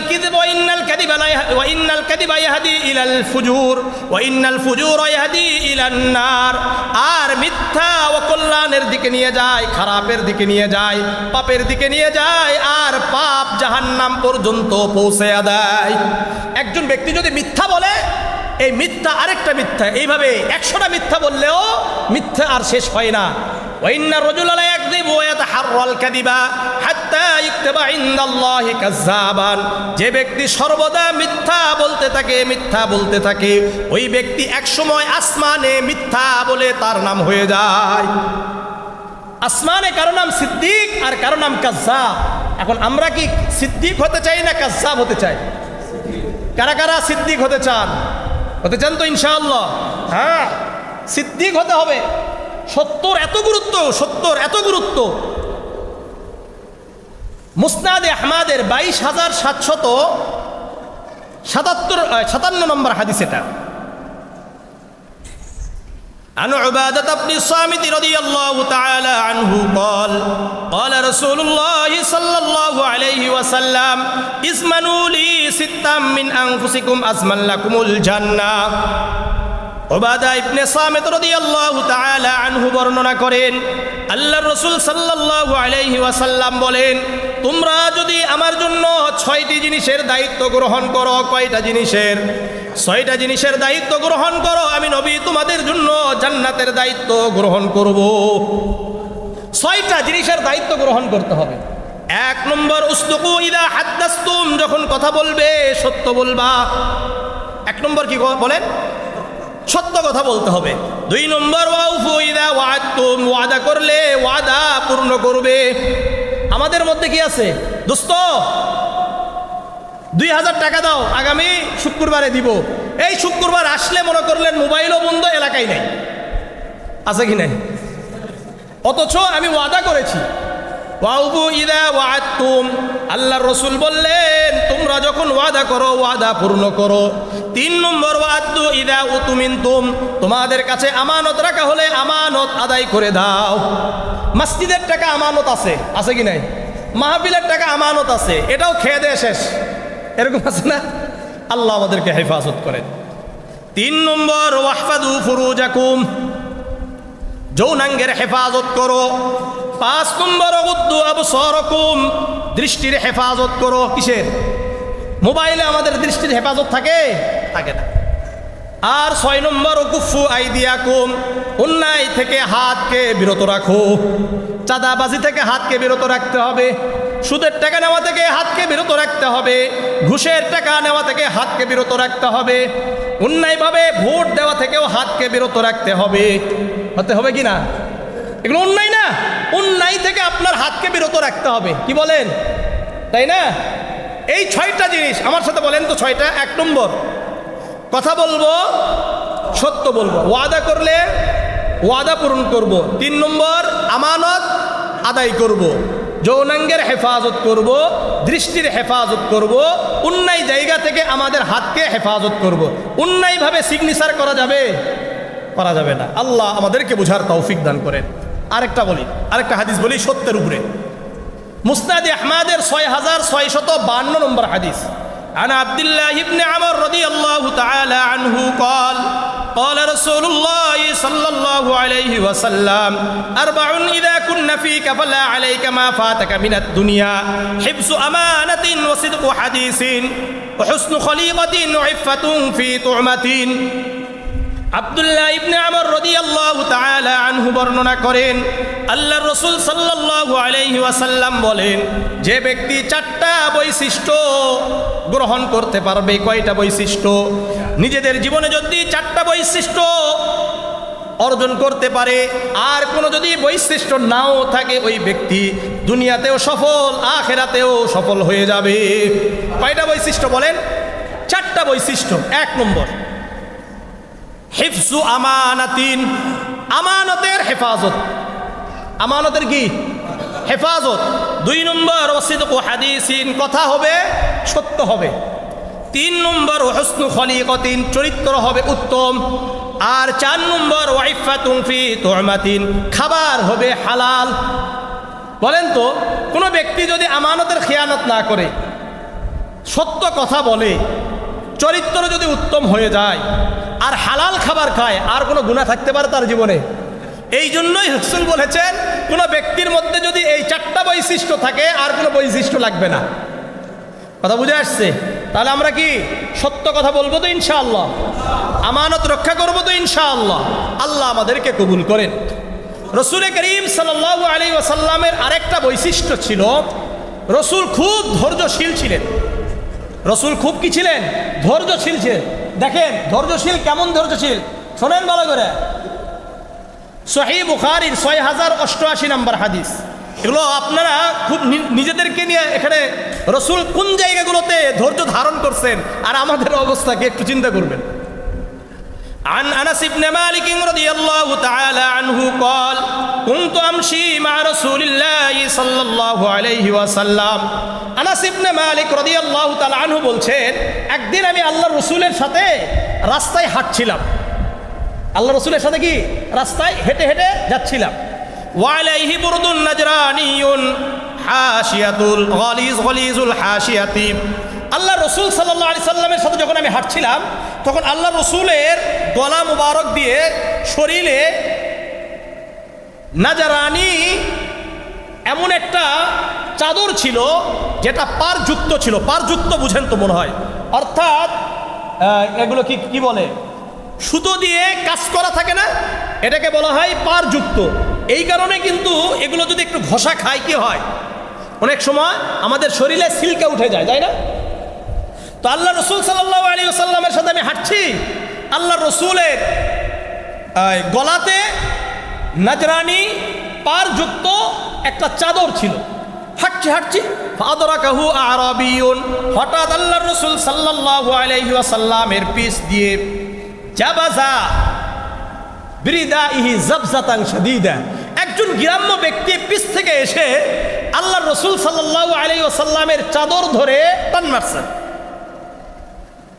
আল্লাহ রাসূলের চাদর ধরে কি করছে টান মেরেছে قال أنس نظرت إلى صفحة عاتق النبي صلى الله عليه وسلم আনাস ইবনে মালিক রাদিয়াল্লাহু তাআলা আনহু বললেন আমি আল্লাহর রাসূল সাল্লাল্লাহু আলাইহি ওয়াসাল্লামের গলার দিকে তাকিয়ে দেখলাম ঘাড়ের দিকে তাকিয়ে দেখলাম অধিক জোরে টান মারার কারণে মিন শিদ্দাতি জাবজাতিহি জোরে টান মারার কারণে আল্লাহর রাসূলের এই গলাতে দাগ পড়ে গেছে গলাতে কি হয়ে গেছে দাগ পড়ে গেছে কারণ জোরে টান মারছে তো আমরা তো রাগান্বিত হয়েছি আমি এখন এই ব্যক্তিদের টান মারছে টান মারে কি বলে জানেন বলে মুরলি মিন মালিল্লাযী ইনদাকা হে মুহাম্মদ তোমার কাছে আল্লাহর দেওয়া যে সম্পদ আছে এই সম্পদ থেকে আমাকে কিছু দান করো কি বুঝলেন আল্লাহর রাসূলের কাছ থেকে কি নিতে আসছে দান নিতে আসছে হে মুহাম্মদ আপনার সম্পদ থেকে আল্লাহ যে সম্পদটা আপনাকে দিয়েছে এই সম্পদ থেকে আমাকে একটু দান করেন ফালতাফাতা ইলাইহি আল্লাহ রাসূল সাল্লাল্লাহু আলাইহি ওয়াসাল্লাম ওই গ্রাম্য ব্যক্তির দিকে তাকালেন ফাযাহিকা তাকিয়ে একটা মুস্কি হাসি দিলেন সুম্মা আমারা লাহু বিআতাইন এরপর আল্লাহ রাসূল সাহাবাকে বললেন হে সাহাবীরা একে কিছু আমার সম্পদ থেকে দান করো আমাদের যদি এই অবস্থা হয় তাহলে আমরা কি চুপ থাকতাম। কিসের দান? দান তোমারে দিব, থামো। এর অবস্থা খারাপ করতাম কি করতাম না বলেন? অথচ আল্লাহ রসুল সাল্লাল্লাহু আলাইহি ওয়াসাল্লাম চুপ ছিলেন। আল্লাহ রসুল সাল্লাল্লাহু আলাইহি ওয়াসাল্লাম নিজের ব্যক্তিগত কোনো সমস্যার কারণে কখনো কারো উপর রাগান্বিত হন নাই। ইসলামে কেউ আঘাত করলে আল্লাহ রসুল কাউকে ছাড়েন নাই। এটাই দিন, এটাই ইসলাম। আমাকে ব্যক্তিগতভাবে যদি কেউ আঘাত করে আমাকে কি করতে হবে? ছাড় দিতে হবে। কিন্তু কেউ যদি ইসলামকে আঘাত করতে চায়, দিনকে আঘাত করতে চায়, কোরআনকে আঘাত করতে চায়, মসজিদকে আঘাত করতে চায়, মাদ্রাসাকে আঘাত করতে চায়, কারোর সাথে আমাদের আপোষ নাই। রাসূল করিম সাল্লাল্লাহু আলাইহি সাল্লামের আরেকটা গুণ, এমন সহনশীল ছিলেন। একটা ঘটনা আপনারা শুনেন, সহিহ মুসলিমের 285 নম্বর হাদিস, সুনানে নাসাইর 53 নম্বর হাদিস। এটা عن أنس بن مالك رضي الله تعالى عنه قال بينما نحن في المسجد مع رسول الله صلى الله عليه وسلم أنس بن مالك رضي الله تعالى عنه বর্ণনা করেন, আমরা আল্লাহর রাসূল সাল্লাল্লাহু আলাইহি ওয়াসাল্লামের সাথে মসজিদে বসা ছিলাম। ইদ জাআ আরাবিয়ুন, হঠাৎ একজন গ্রাম্য ব্যক্তি মসজিদে আসলেন। ফাবালা, এসে দাঁড়িয়ে পেশাব করা শুরু করছে। মসজিদে ঢুকে দাঁড়িয়ে পেশাব করা শুরু করেছে মসজিদের ভিতরে। ফাকাল আসহাবু রাসূলিল্লাহ সাল্লাল্লাহু আলাইহি ওয়াসাল্লাম মাহমা, এই থামো থামো। সাহাবারা খুব রাগান্বিত হয়ে গেছে, এই তুমি পেশাব করো কেন? ফাকাল রাসূলুল্লাহ সাল্লাল্লাহু আলাইহি ওয়াসাল্লাম লা তুজরিমুহু দাউহু, আল্লাহর রাসূল বললেন তাকে পেশাব করতে দাও, তাকে বাধা দিও না। আল্লাহর রাসূল পেশাব করতেছে কোথায় বলেন? মসজিদের ভিতরে। আল্লাহ রসুল বললেন তাকে পেশাব করতে বাধা দিও না, কারণ পেশাব করতে করতে যদি বাধা দেওয়া হয় তাহলে ওই ব্যক্তি অসুস্থ হয়ে পড়ে। এই জন্য যে ব্যক্তি পেশাব করুক, যেখানেই করুক না কেন, আমাদের কি উচিত নয়? তাকে ওই সময় বাধা দেওয়া উচিত হবে না। আল্লাহ রসুল বাধা দিতে নিষেধ করলেন। ফাতারাকুহু, সাহাবারা বললেন ঠিক আছে। হাত্তা বালা, পেশাব সম্পূর্ণ করলেন। এরপরে সুম্মা ইন্না দাআ, ইন্না রাসূলুল্লাহ সাল্লাল্লাহু আলাইহি ওয়াসাল্লাম দাআহু, আল্লাহ রসুল বললেন ভাবসান এদিকে আসেন। কি বলছে? চাচা এদিকে আসেন। ফাকাল লাহু, আল্লাহর রাসূল সাল্লাল্লাহু আলাইহি ওয়াসাল্লাম ওই গ্রাম্য ব্যক্তিকে দেখে নিজের কাছে বসালেন। বসানোর পরে বললেন ইন্না হাযিহিল মাসাজিদ, চাচা এটা হলো মসজিদ। আপনি যে ওদিক দিয়ে খালি কথা বলতেছেন এটা ঠিক না, বুঝছেন? ইন্না হাযিহিল মাসাজিদ, এটা কি? মসজিদ। লা তাসলুহু লিশাইইন মিনাল বাউলি ওয়ালাল কাযরি, আল্লাহর রাসূল বললেন শোনেন চাচা, এটা মসজিদ, এখানে পেশাব করার জায়গা না, এখানে পায়খানা করার জায়গা না, এটা নোংরা করার জায়গা না। ইন্নামা হিয়া লিযিকরিল্লাহ ওয়াস সালাতু ওয়া কিরাআতিল কুরআন, এটা হলো আল্লাহর জিকিরের জায়গা। এখানে সুবহানাল্লাহ, আলহামদুলিল্লাহ, লা ইলাহা ইল্লাল্লাহ, আল্লাহু আকবারের জায়গা। ওয়াস সালাত, এখানে নামাজ পড়ার জায়গা। ওয়া কিরাআতিল কুরআন, এখানে কোরআন পড়ার জায়গা, কোরআনের কথা বলার জায়গা। আমরা হলে কি করতাম? এরপরে আল্লাহ রসুল এই কথা বলার পরে আমার রাজুলাম মিনাল কওমি, একজন ব্যক্তিকে বললেন ফাজা বিদাল মিম্মা ইন বিদালউইন, যাও এক বালতি পানি আনো। ফাসান্নাহু আলাইহি, আল্লাহ রসুলের কথা শুনে সাহাবারা পানি এনে ওই জায়গাটাকে পরিষ্কার করে দিলেন। এরপরে সাহাবাদেরকে বললেন শোনো, ইন্নামা বুইসতুম মুয়াসসিরিন ওয়া লাম তুবআসু মুআসসিরিন, শোনো আল্লাহ তাআলা তোমাদেরকে দুনিয়াতে সহজ করার জন্য প্রেরণ করেছেন, কঠিন করার জন্য প্রেরণ করেন নাই। এই জন্য আমাদের উচিত সবার কাছে আমাদের সহজ হওয়া। কি হতে হবে বলেন? সহজ হতে হবে, কঠিন করা যাবে না। সহিহ বুখারীর 69 নম্বর একটা হাদিস রয়েছে, আল্লাহর রাসূল সাল্লাল্লাহু আলাইহি ওয়াসাল্লাম বলেন ইয়াসসিরু ওয়া লা তুআসসিরু, তোমরা দ্বীনের ব্যাপারে সহজ করো, কঠিন করো না। কি করতে হবে? সহজ করতে হবে, কঠিন করা যাবে না। বাশশিরু ওয়া লা তুনাফিরু, সুসংবাদ বেশি বেশি শোনাও, ফজিলতের কথা বেশি বেশি শোনাও। ওয়া লা তুনাফিরু, তাদেরকে বিভ্রান্ত করো না। আসছে নামাজ পড়ছে, আমরা বলুন হ্যাঁ নামাজই হয় না, এই কথা ঠিক না। বরং তাকে বলা আলহামদুলিল্লাহ অনেক সুন্দর হয়েছে, আরো সুন্দর করা দরকার, আরো সুন্দর করা দরকার। এইভাবে ইসলামের প্রচার হতে হবে। আর আমরা এটার উল্টা ইসলামের প্রচার করছি আজকে। আল্লাহ আমাদেরকে বুঝার তৌফিক দান করেন। আল্লাহ আমাদেরকে বুঝার তৌফিক দান করেন। আল্লাহ আমাদেরকে বুঝার তৌফিক দান করেন। রসুলের সৌন্দর্য আর আমাদের অবস্থা কি বলেন? একটু চিন্তা করেছেন বিষয়গুলো? আল্লাহ রসুল সাল্লাল্লাহু আলাইহি ওয়াসাল্লাম এতটাই ইনসাফ প্রতিষ্ঠাকারী ছিলেন। আজকে তো আমাদের মধ্যে ইনসাফ নাই। রসুল কতটা ইনসাফ প্রতিষ্ঠাকারী ছিলেন? সহিহ বুখারীর 6788 নম্বর হাদিস। عن عائشة رضي الله تعالى عنها قالت أن قريشا أهمتهم المرأة المخزومية التي سرقت। আয়েশা রাদিয়াল্লাহু তাআলা আনহা বর্ণনা করেন, মখজুমি ওই মহিলাকে নিয়ে মক্কার কুরাইশরা খুব চিন্তিত হয়ে পড়ল। যেই মহিলা চুরি করেছিল, মখজুমি একজন মহিলা, প্রভাবশালী একজন মহিলা, কি করছে? চুরি করছে। এখন ইসলামে চুরি করার বিধান কি? হাত কেটে দেওয়া না? এখন যেহেতু প্রভাবশালী নারী, উচ্চ বংশের নারী, এই কারণে কুরাইশরা খুব চিন্তিত হয়ে পড়ল। তারা চিন্তা করলো, মাইয়ুকাল্লিমু রাসূলুল্লাহ সাল্লাল্লাহু আলাইহি ওয়াসাল্লাম, কে আল্লাহর রাসূল সাল্লাল্লাহু আলাইহি ওয়াসাল্লামের কাছে গিয়ে এই নারীর ব্যাপারে একটু সুপারিশ করবে। আল্লাহর রাসূলকে বলবে যে এই নারীর যেন হাত কাটা না হয়, হাত কাটা না হয়। চিন্তা করতে করতে করতে করতে হঠাৎ কয়েকজন বলে উঠল, মাইয়াজতারিউ আলাইহি ইল্লা উসামা ইবনে যায়েদ হিব্বু রাসূলিল্লাহ সাল্লাল্লাহু আলাইহি ওয়াসাল্লাম। এদের মধ্যে বলে উঠলো, আরে তোমরা চিন্তা করো কেন? উসামা বিন যায়েদ আছে না? উসামা বিন যায়েদ রাদিয়াল্লাহু তাআলা আনহু রাসূলুল্লাহর পালক পুত্র। তাহলে উসামা রাদিয়াল্লাহু তাআলা আনহু রাসূলুল্লাহর নাতি, তাই না? এ তো আল্লাহর রাসূলের খুব প্রিয় মানুষ। এর কাছে আমরা বলি, চলো সবাই গিয়ে উসামা বিন যায়েদ রাদিয়াল্লাহু তাআলা আনহুকে ধরে বলছে, তুমি একটু যদি এই নারীর ব্যাপারে রাসূলুল্লাহর কাছে একটু সুপারিশ করতা, আল্লাহ রাসূল যেন তার হাত না কাটে।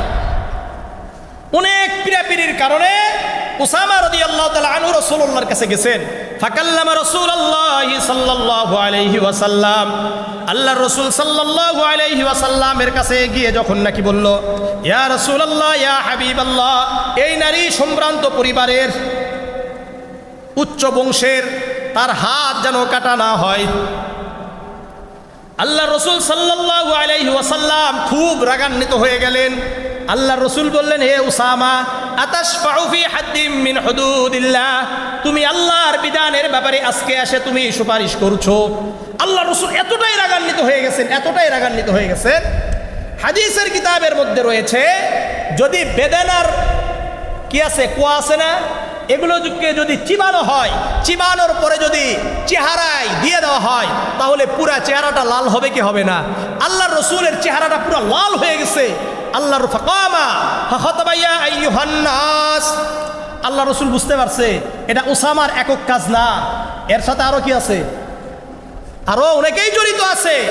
আল্লাহ রাসূল সঙ্গে সঙ্গে ঘর থেকে বের হয়ে আসছে। আসার পরে বলেন, ইয়া আইয়ুহান নাস, হে লোক সকল শোনো, আন্নাহুম কানু ইদা সারাকাশ শারীফু তারাকুহু, তোমাদের পূর্ববর্তী যারা ধ্বংস হয়েছে এই কারণে ধ্বংস হয়েছে, যখন তাদের সম্ভ্রান্ত পরিবারের কেউ চুরি করত, উচ্চ বংশের কেউ চুরি করত, তাদেরকে ছেড়ে দেওয়া হতো। আজকে আমাদের সমাজের মধ্যে এমপি মন্ত্রীরা চুরি করলে এদের কোনো কি হয় নাই, বিচার হয় নাই। চেয়ারম্যান চুরি করলে বিচার হয় নাই। কাউন্সিলর মেম্বাররা চুরি করলে কি হয় না, বিচার হয় না। এদের সন্তানরা চুরি করলে, জিনা করলে কোনো বিচার নাই। এরা বিভিন্ন জায়গায় আত্মসাৎ করে, কোনো বিচার আছে? বিচার না হওয়ার কারণে আজকে আমাদের বাংলাদেশের এই অবস্থা। তো আল্লাহ রাসূল এই কথাই বললেন, শোনো, তোমাদের পূর্ববর্তীরা যারা ধ্বংস হয়েছে এই কারণেই ধ্বংস হয়েছে, সম্ভ্রান্ত পরিবার, উচ্চ বংশের, টাকাওয়ালা, ক্ষমতাওয়ালা, এদের যাদের চুরি করত এদের হাত কাটা হতো না, এদের উপর বিধান প্রয়োগ হতো না, এদেরকে ছেড়ে দেওয়া হতো। ওয়াইদা সারাকাস যায়ীফু আকামু আলাইহিল হাদ্দা, আর এদের মধ্য হতে যারা দুর্বল, যারা দরিদ্র, যাদের কোনো ক্ষমতা নাই, এরা যখন চুরি করত, কোনো অন্যায় করত, এদের উপর বিধান প্রয়োগ করা হতো। ওয়াইমুল্লাহ, আল্লাহ রাসূল সাহাবাদের সামনে বললেন, আল্লাহর কসম, লাউ আন্না ফাতিমাতা বিনতা মুহাম্মাদিন কতআ সারাকাত লাকাতআ মুহাম্মাদুন ইয়াদাহা, আল্লাহর কসম করে বলছি, আমার প্রিয় কন্যা ফাতেমাও যদি চুরি করে, আমি নবী মুহাম্মদ আমার কন্যা ফাতেমারও হাত কেটে দিব। পৃথিবীর ইতিহাসে এরকম কোন বিচারক আছে? এরকম কোন বিচারক নেই। এই জন্য মুহাম্মাদুর রাসূল, যদি আমরা ইনসাফ প্রতিষ্ঠা করতে চাই, আমরা যদি পুরা পৃথিবীর মধ্যে শান্তি প্রতিষ্ঠা করতে চাই, একটা কথা মনে রাখবেন, যেখানে নো জাস্টিস নো পিস, যেখানে ন্যায় বিচার নাই সেখানে শান্তি নাই, যেখানে ন্যায় বিচার রয়েছে সেখানে শান্তি রয়েছে। এই জন্য আমাদের বাংলাদেশে যদি শান্তি প্রতিষ্ঠা করতে চাই, তাহলে রাসূলুল্লাহ সাল্লাল্লাহু আলাইহি ওয়াসাল্লামের ন্যায় বিচার প্রতিষ্ঠিত করতে হবে, তাহলেই একমাত্র আমাদের এই দেশে শান্তি প্রতিষ্ঠিত হবে, এছাড়া আর কখনো শান্তি প্রতিষ্ঠিত হবে না। আল্লাহ রাসূল সাল্লাল্লাহু আলাইহি ওয়াসাল্লাম এতটাই বিনয়ী ছিলেন, এতটাই বিনয়ী ছিলেন। আল্লাহ রাসূলের আরেকটা এতটাই বিনয়ী ছিলেন, সুনানে আবি দাউদে 4698 নম্বর হাদিস, عن أبي هريرة وأبي ذر رضي الله تعالى عنهما قال كان رسول الله صلى الله عليه وسلم يجلس بين ظهري أصحابه। আল্লাহ রাসূলের বিখ্যাত দুইজন সাহাবী আবু হুরায়রা এবং আবু যার রাদিয়াল্লাহু তাআলা আনহুমা বর্ণনা করেন, ওনারা বলেন, আল্লাহর রাসূল সাল্লাল্লাহু আলাইহি ওয়াসাল্লাম যখন সাহাবাদের মাঝে বসে থাকতেন, কখন সাহাবাদের মাঝে আল্লাহ রাসূল বসে আছেন, ভালো করে বুঝেন এটা, আল্লাহ রাসূল সাহাবাদের মাঝে বসে থাকতেন। ফায়াজিউল গরীবু, কোন অপরিচিত মানুষ যখন আল্লাহর রাসূলকে দেখার জন্য আসতেন, ফালা ইয়াদরি আইয়ুহুম হুয়া হাত্তা ইয়াসআলা, আসার পরে বুঝতে পারতো না কে মুহাম্মদ, আসার পরে বুঝতে পারতো না কে মুহাম্মদ, হাত্তা ইয়াসআলা, যতক্ষণ পর্যন্ত এসে জিজ্ঞাসা করতো না তোমাদের মধ্যে মুহাম্মদ কে, অতক্ষণ পর্যন্ত একজন অপরিচিত ব্যক্তি বাহির থেকে আসলে বুঝতে পারতো না। আর আজকে আমরা চেয়ার নিয়ে কি করি, মারামারি করি, কার চেয়ার আগে আসবে, কার চেয়ার পিছনে যাবে, কার চেয়ার বড় হবে, ঠিক কিনা? অথচ আল্লাহ রাসূল তার সাহাবাদের মাঝে এমনভাবে বসে থাকতেন, বুঝাই যাইতো না যে কোনটা মুহাম্মদ। আর আমরা আগেই চেয়ার নিয়ে পারাবারি, আমি সভাপতি, আমার চেয়ারটা একটু বড় হবে না, আমি প্রধান অতিথি, আমার চেয়ারটা একটু বড় হবে না, আমি প্রধান বক্তা, আমার চেয়ারটা একটু বড় হবে না, আছে কি নাই? অথচ আল্লাহ রাসূল এমনভাবে বসে থাকতেন কেউ বুঝতেই পারতো না। সাহাবারা বললেন, ফাতলাবনা ইলা রাসূলিল্লাহ সাল্লাল্লাহু আলাইহি ওয়াসাল্লাম, আমরা আল্লাহর রাসূল সাল্লাল্লাহু আলাইহি ওয়াসাল্লামকে বললাম, আন্নাজআলা লাহু মাজলিসান, ইয়া রাসূলুল্লাহ ইয়া হাবিবাল্লাহ, আপনার জন্য আমরা একটা জায়গা নির্ধারিত করতে চাই, একটু উঁচু জায়গায় করতে চাই। কেন? ইয়ারিফুল গরীবু ইযা আতাহু, যখন অপরিচিত ব্যক্তি আসবে তারা যেন বুঝতে পারে আপনি মুহাম্মদ। আল্লাহ রাসূল আগে, এই যে এটা কি মেম্বার না, এটা আগে মেম্বার ছিল না, এই মেম্বারটা আসছে এই হাদিস থেকে। যখন দেখা যাচ্ছে যে অধিকাংশ আল্লাহ রাসূল সাহাবাদেরকে নিয়ে কথা বলেন, অপরিচিত ব্যক্তি বিভিন্ন জায়গা থেকে আসে, তারা এসে চিনতে পারে না, তখন সাহাবারা বললেন, ইয়া রাসূলুল্লাহ, আপনার জন্য যদি আমরা একটু উঁচু জায়গা করি, তাহলে যারা বাহির থেকে আসবে, অপরিচিত মানুষ আসবে, তারা আর এসে আমাদেরকে জিজ্ঞাসা করতে হবে না, তারা চিনতে পারবে যে আপনি মুহাম্মদ, আপনি কি মুহাম্মদ। এই জায়গা থেকে এই মেম্বার আসছে, মনে থাকবে বিষয়। এতটাই বিনয়ী ছিলেন। আমরা কি সেই বিনয়ী হতে পারছি? আল্লাহ আমাদেরকে বিনয়ী হওয়ার তৌফিক দান করেন। জামিআ তিরমিজির 2029 নম্বর হাদিস, عن أبي هريرة رضي الله تعالى عنه قال قال رسول الله صلى الله عليه وسلم ما نقصت صدقة من مال وما زاد الله عبدا بعفو إلا عزا وما تواضع أحد إلا رفعه الله। আবু হুরায়রা রাদিয়াল্লাহু তাআলা তাআলা আনহু বর্ণনা করেন, আল্লাহর রাসূল সাল্লাল্লাহু আলাইহি ওয়াসাল্লাম বলেন, মা নাকাসাত সাদাকাতুম মিন মালিন, দান করার মাধ্যমে কখনো সম্পদ কমে না। দান করলে সম্পদ বাড়ে না কমে? বাড়ে।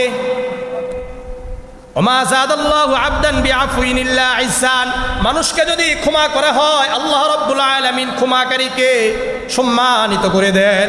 আপনি আমি যদি কাউকে ক্ষমা করে দিই আল্লাহ তাআলা আমাদের ইজ্জতকে বৃদ্ধি করে দিবেন। ওমা তাওয়াজা আহাদুন ইল্লা রাফাআহুল্লাহ, যে ব্যক্তি নিজেকে ছোট মনে করে আল্লাহ রাব্বুল আলামিন তাকে বড় করে দেন। এই জন্য ছোট হওয়া যাবে তো ইনশাআল্লাহ।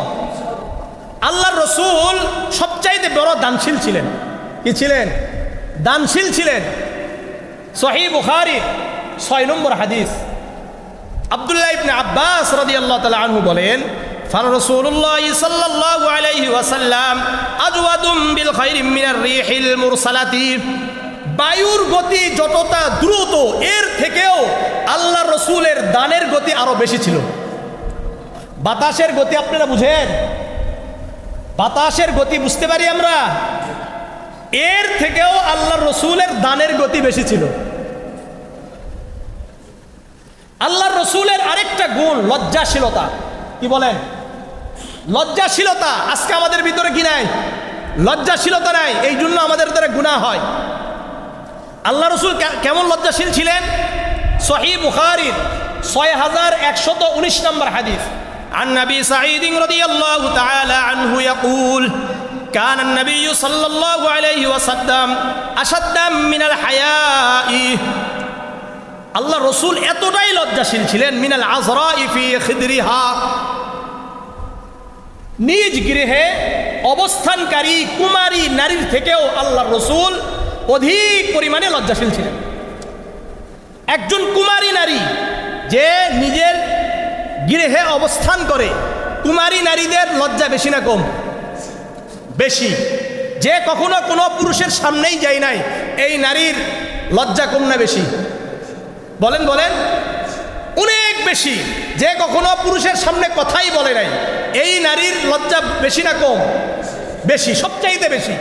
তো আবু সাঈদ খুদরি রাদিয়াল্লাহু তাআলা আনহু বলেন, এই কুমারী নারী, যেই কুমারী নারী কখনো পুরুষের সামনেই আসে নাই, এর থেকেও আল্লাহর রাসূল বেশি লজ্জাশীল ছিলেন। আপনারা জানেন আল্লাহ রাসূল ছোটবেলায় কাজ করছেন, তো লুঙ্গি পরে আছেন, মানে কাপড় পরে আছেন, তো কাপড়টা খুলে যদি কাঁধে দেওয়া হয়, আর যেহেতু কি নিয়ে যাচ্ছে? পাথর নিয়ে যাচ্ছে, তাহলে কষ্ট কম হয় না? তো আল্লাহ রসুলের এক চাচা জোরাজুরি করে কি করছে? ওটা খুলে কাঁধে দিতে লাগছে, আল্লাহ রসুল অজ্ঞান হয়ে গেছে। চিন্তা করেন আল্লাহ রসুল কি পরিমাণ লজ্জাশীল ছিলেন। আসেন এখন আমাদের নারীদের সাথে, আমাদের স্ত্রীদের সাথে আমার রসুল কেমন ছিলেন তার স্ত্রীর কাছে। লাস্ট কথাগুলো বলছি, পারিবারিক জীবনটা আল্লাহ রসুলের কেমন ছিল। জামে তিরমিজির 3895 নম্বর হাদিস, এটা ভালো করে মনোযোগ দিয়ে শুনেন আপনারা সবাই। عن عائشة رضي الله تعالى عنها قالت قال رسول الله صلى الله عليه وسلم خيركم خيركم لأهله وأنا خيركم لأهلي, আল্লাহ রসুল সাল্লাল্লাহু আলাইহি ওয়াসাল্লাম বলেন, তোমাদের মধ্যে উত্তম ওই ব্যক্তি যেই ব্যক্তি তার পরিবারের কাছে উত্তম।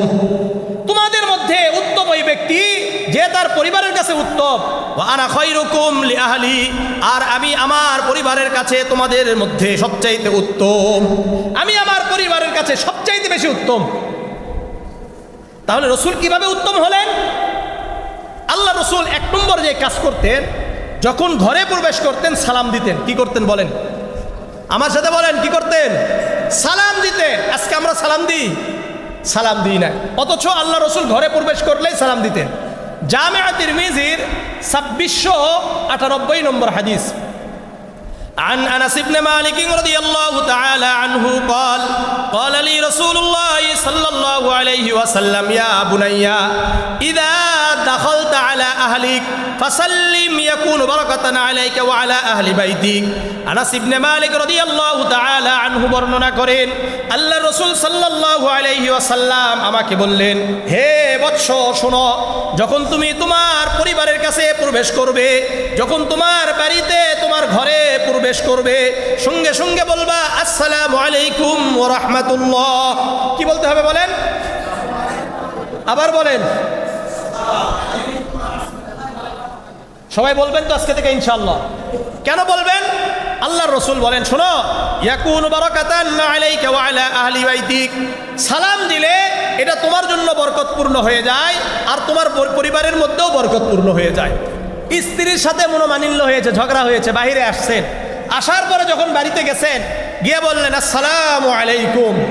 এখন বলেন, স্ত্রী যতই রাগ হোক সালামের উত্তর নিবে কিনা? সালামের উত্তর নিলেই মনে করলেন ভালোবাসা আবার কি হইল, তৈরি হলো। হবে কি হবে না বলেন? কারণ আল্লাহর রাসূলের আরেকটা হাদিস বলেন, লা তাদখুলুল জান্নাতা হাত্তা তুমিনু ওয়া লা তুমিনু হাত্তা তাহাব্বু আওয়ালা আদুল্লুকুম আলা শাইইন ইযা ফাআলতুমুহু তাহাব্বাতুম আফশুস সালাম। আল্লাহর রাসূল বললেন, তোমরা ওই সময় পর্যন্ত জান্নাতে প্রবেশ করতে পারবা না যতক্ষণ পর্যন্ত তোমরা মুমিন হতে পারবা না। মুমিন না হওয়া পর্যন্ত জান্নাতে প্রবেশ করবা না। ওয়ালা তুমিনু হাত্তা তাহাব্বু, তোমরা ওই সময় পর্যন্ত প্রকৃত মুমিন হতে পারবা না যতক্ষণ পর্যন্ত তোমরা একে অপরকে ভালোবাসবে না। আওয়ালা আদুল্লুকুম আলা শাইইন ইযা ফাআলতুমুহু, এই আমি কি তোমাদেরকে এমন একটা ফর্মুলা, এমন একটি নীতিমালা বলবো না যেই নীতিমালা গ্রহণ করলে তোমরা একে অপরকে ভালোবাসতে পারবা? আল্লাহ রাসূল বললেন, শোনো, আফশুস সালাম, তোমরা একে অপরকে বেশি বেশি সালাম দাও। তাহলে আপনি আমি যখন বাড়িতে যাব কি করব বলেন? সালাম দিব তো ইনশাআল্লাহ। আসেন, দ্বিতীয় নম্বর যেই কাজ, সুনানে আবি দাউদের 51 নম্বর হাদিস, আনিল মিকদাম ইবনে শুরাইহ আন আবিহি قال قلت لعائشة بأي شيء كان يبدأ رسول الله صلى الله عليه وسلم إذا دخل بيته। মিকদাম ইবনে শুরাইহ তার বাবা থেকে বর্ণনা করেন, উনি বলেন, আমি আয়েশা রাদিয়াল্লাহু তাআলা আনহাকে বললাম, আল্লাহর রাসূল সাল্লাল্লাহু আলাইহি ওয়াসাল্লাম যখন বাড়িতে প্রবেশ করেন সর্বপ্রথম কি কাজ করেন? আল্লাহর রাসূল যখন ঘরে প্রবেশ করেন সর্বপ্রথম কাজটা কি করেন? না, সালাম তো হয়ে গেছে, এখন ঘরে তো প্রবেশ করেছেন, করার পরে ঘরে প্রবেশ করার পরে কি কাজ করেন? আয়েশা রাদিয়াল্লাহু তাআলা আনহা বললেন, বিসওয়াক, মেসওয়াক করেন। কি করেন? আবার বলেন, কি করেন? বাহির থেকে আমাদের অধিকাংশের মুখটা কি থাকে? অপরিষ্কার থাকে না? বলেন, অপরিষ্কার থাকে কি থাকে না? দুর্গন্ধ থাকে কি থাকে না? এসে যখন নাকি মেসওয়াক করা হবে, মেসওয়াকটাও করা হলো, মুখে পানি দেওয়া হলো, চেহারায় পানি দেওয়া হলো, তাহলে ফ্রেশ হবে কি হবে না? চেহারার মধ্যে একটা সতেজতা ভাব আসবে কিনা? চেহারা, তারপরে মুখে যদি মেসওয়াক করেন দুর্গন্ধ থাকবে? দুর্গন্ধ থাকবে না। একেবারে স্মার্ট হয়ে আল্লাহর রাসূল তার স্ত্রীদের কাছে যাইতেন। আর আমরা যত নোংরা অপরিচ্ছন্ন হয়ে আমরা আমাদের স্ত্রীর কাছে আসি, তাহলে আমার স্ত্রী তো পরকিয়া করবেই। করবে কি করবে না? স্ত্রী কখন পরকিয়া করে? যখন স্বামীরে ভালো লাগে না। স্বামী কখন পরকিয়া করে? যখন স্ত্রীকে ভালো লাগে না। সত্য না মিথ্যা? এখন আপনি যদি স্মার্ট হয়ে থাকেন তাহলে ভালো লাগবে কি লাগবে না? এই জন্য এখন আমরা হলো অনেকে আছি খোর বুঝেন? এই তো টান খোর আছে না অনেকে? টান খোর বুঝেন? বুঝে নাই? আরে টান মারে না। হ্যাঁ, তাহলে বলেন এদের মুখ দিয়ে গন্ধ বের হয় কি হয় না? হ্যাঁ, স্ত্রী কষ্ট পায় কি পায় না? পায় কি পায় না? পায়। তাহলে হবে? এই জন্য আজকে থেকে বলেন কারা কারা মেসওয়াক করবেন? হ্যাঁ, এগুলো রাসূলের জীবনী। হ্যাঁ, রাসূল কি করতেন? ঘরে প্রবেশ করে মেসওয়াক করতেন। শোনেন, রাসূল তার স্ত্রীর কাছে ভালোবাসা প্রকাশ করতেন। আমাদের যেমন নাকি বিবাহের আগে আই লাভ ইউ অনেক বেশি বলা হয়, কিন্তু বিবাহের পরে এই আই লাভ ইউ শব্দ এটা কি জীবন থেকে নাই হয়ে যায়, আছে না? মুসনাদে আহমাদের 26,238 নম্বর হাদিস, ইন্নী উহিব্বুকি ইয়া আয়েশা, আল্লাহ রসুল আয়েশাকে বারবার বলতেন, হে আয়েশা আমি তো তোমাকে ভালোবাসি, হে আয়েশা আমি তোমাকে ভালোবাসি, আই লাভ ইউ। এটার আরবি কি? ইন্নি ওয়াহিব্বুকি, আমি তোমাকে কি করি? ভালোবাসি। আল্লাহ রসুল সাল্লাল্লাহু আলাইহি ওয়াসাল্লাম স্ত্রীকে মাঝে মাঝে তার নামের ছোট্ট করে নাম ডাকতেন। অনেক সময় বলতেন ইয়া আয়েশ, হে আয়েশ। আয়েশাকে পুরা বলতেন না, কি বলতেন? হে আয়েশ, মানে ছোট নাম ধরে ডাকতেন। অনেক সময় বলতেন ইয়া হুমাইরা, হে লাল সুন্দরী এদিকে আসো। কি বলতেন? হে লাল সুন্দরী এদিকে আসো। এখন যারা বৃদ্ধ হয়ে গেছে তারা বলবে যে আমাদের বয়স হয়ে গেছে। তো আমরা বলবো, আপনাদেরকে আমি জিজ্ঞাসা করতে চাই, আল্লাহ রসুল আয়েশা রাদিয়াল্লাহু তাআলা আনহাকে বিবাহ 50-এর আগে করছেন না পরে করছেন? আয়েশা রাদিয়াল্লাহু তাআলা আনহাকে 50-এর পরে বিবাহ করেছেন। ভালো করে মনে রাখবেন, 50 পর্যন্ত আল্লাহ রসুলের স্ত্রী কয়জন ছিলেন? একজন ছিলেন। ওনার নাম কি? খাদিজাতুল কুবরা রাদিয়াল্লাহু তাআলা আনহা। খাদিজাতুল কুবরা রাদিয়াল্লাহু তাআলা আনহা জীবিত অবস্থায় আল্লাহ রসুল দ্বিতীয় বিবাহ করেন নাই। তাহলে বুঝা গেল আল্লাহ রসুলের এটা বয়স হওয়ার পরে হয়েছে। কি চাচা, তাই না? তাহলে এই রোমান্টিকতা আল্লাহ রসুলের কিন্তু বয়স হওয়ার পরেই হয়েছে, তাই না? মাশাআল্লাহ। আসেন দেখেন আল্লাহ রসুল কতটা রোমান্টিক ছিলেন, কতটা তার স্ত্রীদের সাথে তার রোমান্টিকতা ছিল। সুনানে নাসাইর 380 নম্বর হাদিস, عن عائشة رضي الله تعالى عنها قالت كنت أشرب من القدح وأنا حائز فأناوله النبي صلى الله عليه وسلم। আয়েশা রাদিয়াল্লাহু তাআলা আনহা বলছেন, আমি হায়েজরত অবস্থায়, হায়েজরত অবস্থায় বোঝেন তো, মাসিক অবস্থায় আমি একটি গ্লাসে পানি পান করলাম। কি করছেন? গ্লাসে পানি পান করেছি। এই গ্লাসটা আমি আল্লাহ রসুলকে দিলাম। ফাউলাউইলহুন নাবিয়্যা, গ্লাসটা আল্লাহ রসুলকে দিলাম। ফায়াদউ ফাহু আলা মাওজি'i ফিয়া, এখানে আমি কি দিছি? ঠোঁট দিয়েছি না? আয়েশা রাদিয়াল্লাহু তাআলা আনহা বলছেন, আমি যেই জায়গায় ঠোঁট দিয়ে পানি পান করেছি, আল্লাহ রসুলকে যখন নাকি গ্লাস দিলাম, আল্লাহ রসুলকে দেখলাম আল্লাহ রসুল ওই জায়গায় তার ঠোঁট দিলেন যেই জায়গায় আমি দিয়েছি। সুবহানাল্লাহ। ফায়াশরাবু মিনহু, আল্লাহ রসুল ওখানে ঠোঁট দিয়ে পানি পান করছেন। ওয়া তাআররাকুম মিনাল আরাকি ওয়া আনা হাইজুন ফাউনাবিলুহুন নবিয়্য সাল্লাল্লাহু আলাইহি ওয়াসাল্লাম। আবার আয়েশা রাদিয়াল্লাহু তাআলা আনহা বলছেন, আমি হাইজরত অবস্থায় গোশতের একটা টুকরা কি করছিলাম? খাচ্ছিলাম। আল্লাহ রসুল বললেন, দাও তো ওটা আমাকে। আমি আল্লাহ রসুলকে গোশতটা দিলাম। হাড্ডিযুক্ত গোশতের টুকরা নিয়ে আল্লাহ রসুল গোশতের টুকরার ওই জায়গাতে কামড় দিলেন যেই জায়গাতে আমি কামড় দিয়েছিলাম। বলেন, স্ত্রীকে যদি আপনার খাবারটা খাইয়ে দেন, স্ত্রীর খাবার যদি আপনি খান, স্ত্রী যেই জায়গায় পানি পান করেছেন সেই জায়গায় আপনি পানি পান করেন, স্ত্রীর গোশতের টুকরা আপনি খান, আপনার গোশতের টুকরা স্ত্রীকে দেন, বলেন তো এই স্ত্রী আপনাকে ছেড়ে অন্য জায়গায় যাবে? তাহলে আমাদের এই রোমান্টিকতা দরকার নাই? পারিবারিক জীবন দরকার আছে কি নাই? আজকে থেকে কেরা কারা করবেন বলেন? হাত উঠান। করবেন? আরে বাবা হাত উঠান। করবেন তো ইনশাআল্লাহ? আল্লাহ কবুল করেন। খুব দরকার। দেখেন আল্লাহ রসুল আরো কত রোমান্টিক ছিলেন। শুনেন, আপনারা তো দৌড়াদৌড়ি করেন, এই স্ত্রীদের সাথে শুনেন, স্ত্রীদের সাথে মাঝে মাঝে দৌড় প্রতিযোগিতা করতে হয়। কি করতে হবে? দৌড় প্রতিযোগিতা করতে হবে। সুনান আবি দাউদের 2578 নম্বর হাদিস, আন আয়েশা রাদিয়াল্লাহু তাআলা আনহা আন্নাহা কানাত ফি সাফারিন। আয়েশা রাদিয়াল্লাহু তাআলা আনহা বলেন, আমরা একটা সফরে ছিলাম, সফর থেকে ফিরে আসছিলাম, মদিনার কাছাকাছি যখন আসলাম, আল্লাহ রসুলকে আমি বললাম যে আপনার সাথে দৌড় প্রতিযোগিতা করব। আল্লাহ রসুল সাহাবাদেরকে বললেন, এই তোমরা সামনের দিকে চলে যাও, সামনের দিকে চলে যাও। সবাই যখন একটু সামনের দিকে চলে গেলেন, তারা আমাদেরকে দেখতে পায় না। তখন আমি আল্লাহ রসুল ফাসাবাকতুহু, আমি এবং আল্লাহ রসুল কি করলাম? দৌড় প্রতিযোগিতা করলাম। ফাসাবাকতুহু, আমি রসুলকে হারিয়ে আমি জয়ী হয়ে গেলাম। ফাসাবাকতুহু আলা রিজলাইয়া, আমি আল্লাহ রসুলকে হারিয়ে দিলাম, আমি জয়ী হয়ে গেলাম।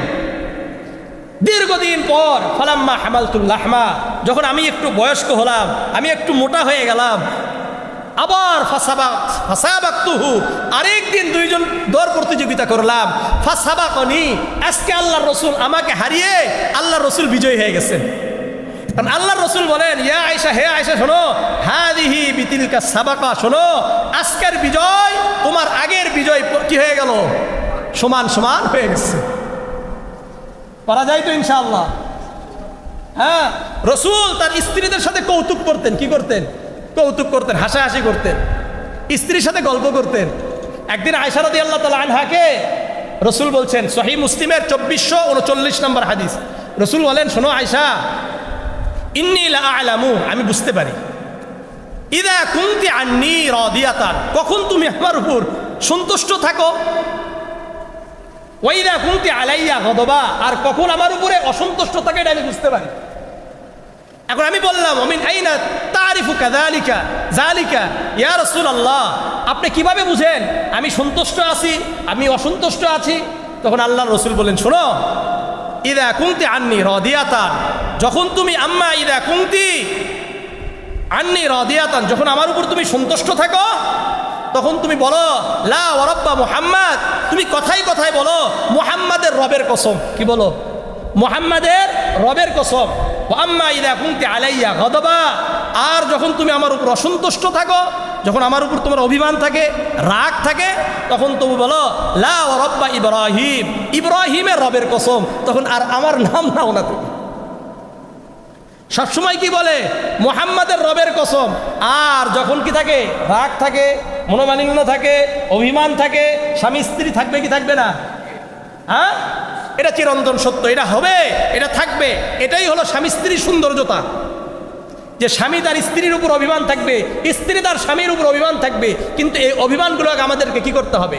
ভাঙতে হবে। যেই স্বামী তার স্ত্রীর অভিমানকে ভাঙতে পারে, এই স্বামী হলো সফল। যেই স্ত্রী তার স্বামীর অভিমান ভাঙতে পারে, এই স্বামীও হলো সফল। বুঝে আসছে আমার কথা? এই জন্য ইনশাআল্লাহ আমরা এই যে আলোচনাগুলো করলাম, আল্লাহ এই যুবক ভাইয়েরা আমল করবা তো ইনশাআল্লাহ? হ্যাঁ, সবার আমল করতে হবে, সবার আমল করতে হবে। বিশেষ করে যুবকদের জন্য আমি দুই একটা হাদিস বলতে চাই। বলবো? দুই একটা কথা বলি আপনাদের কাছে।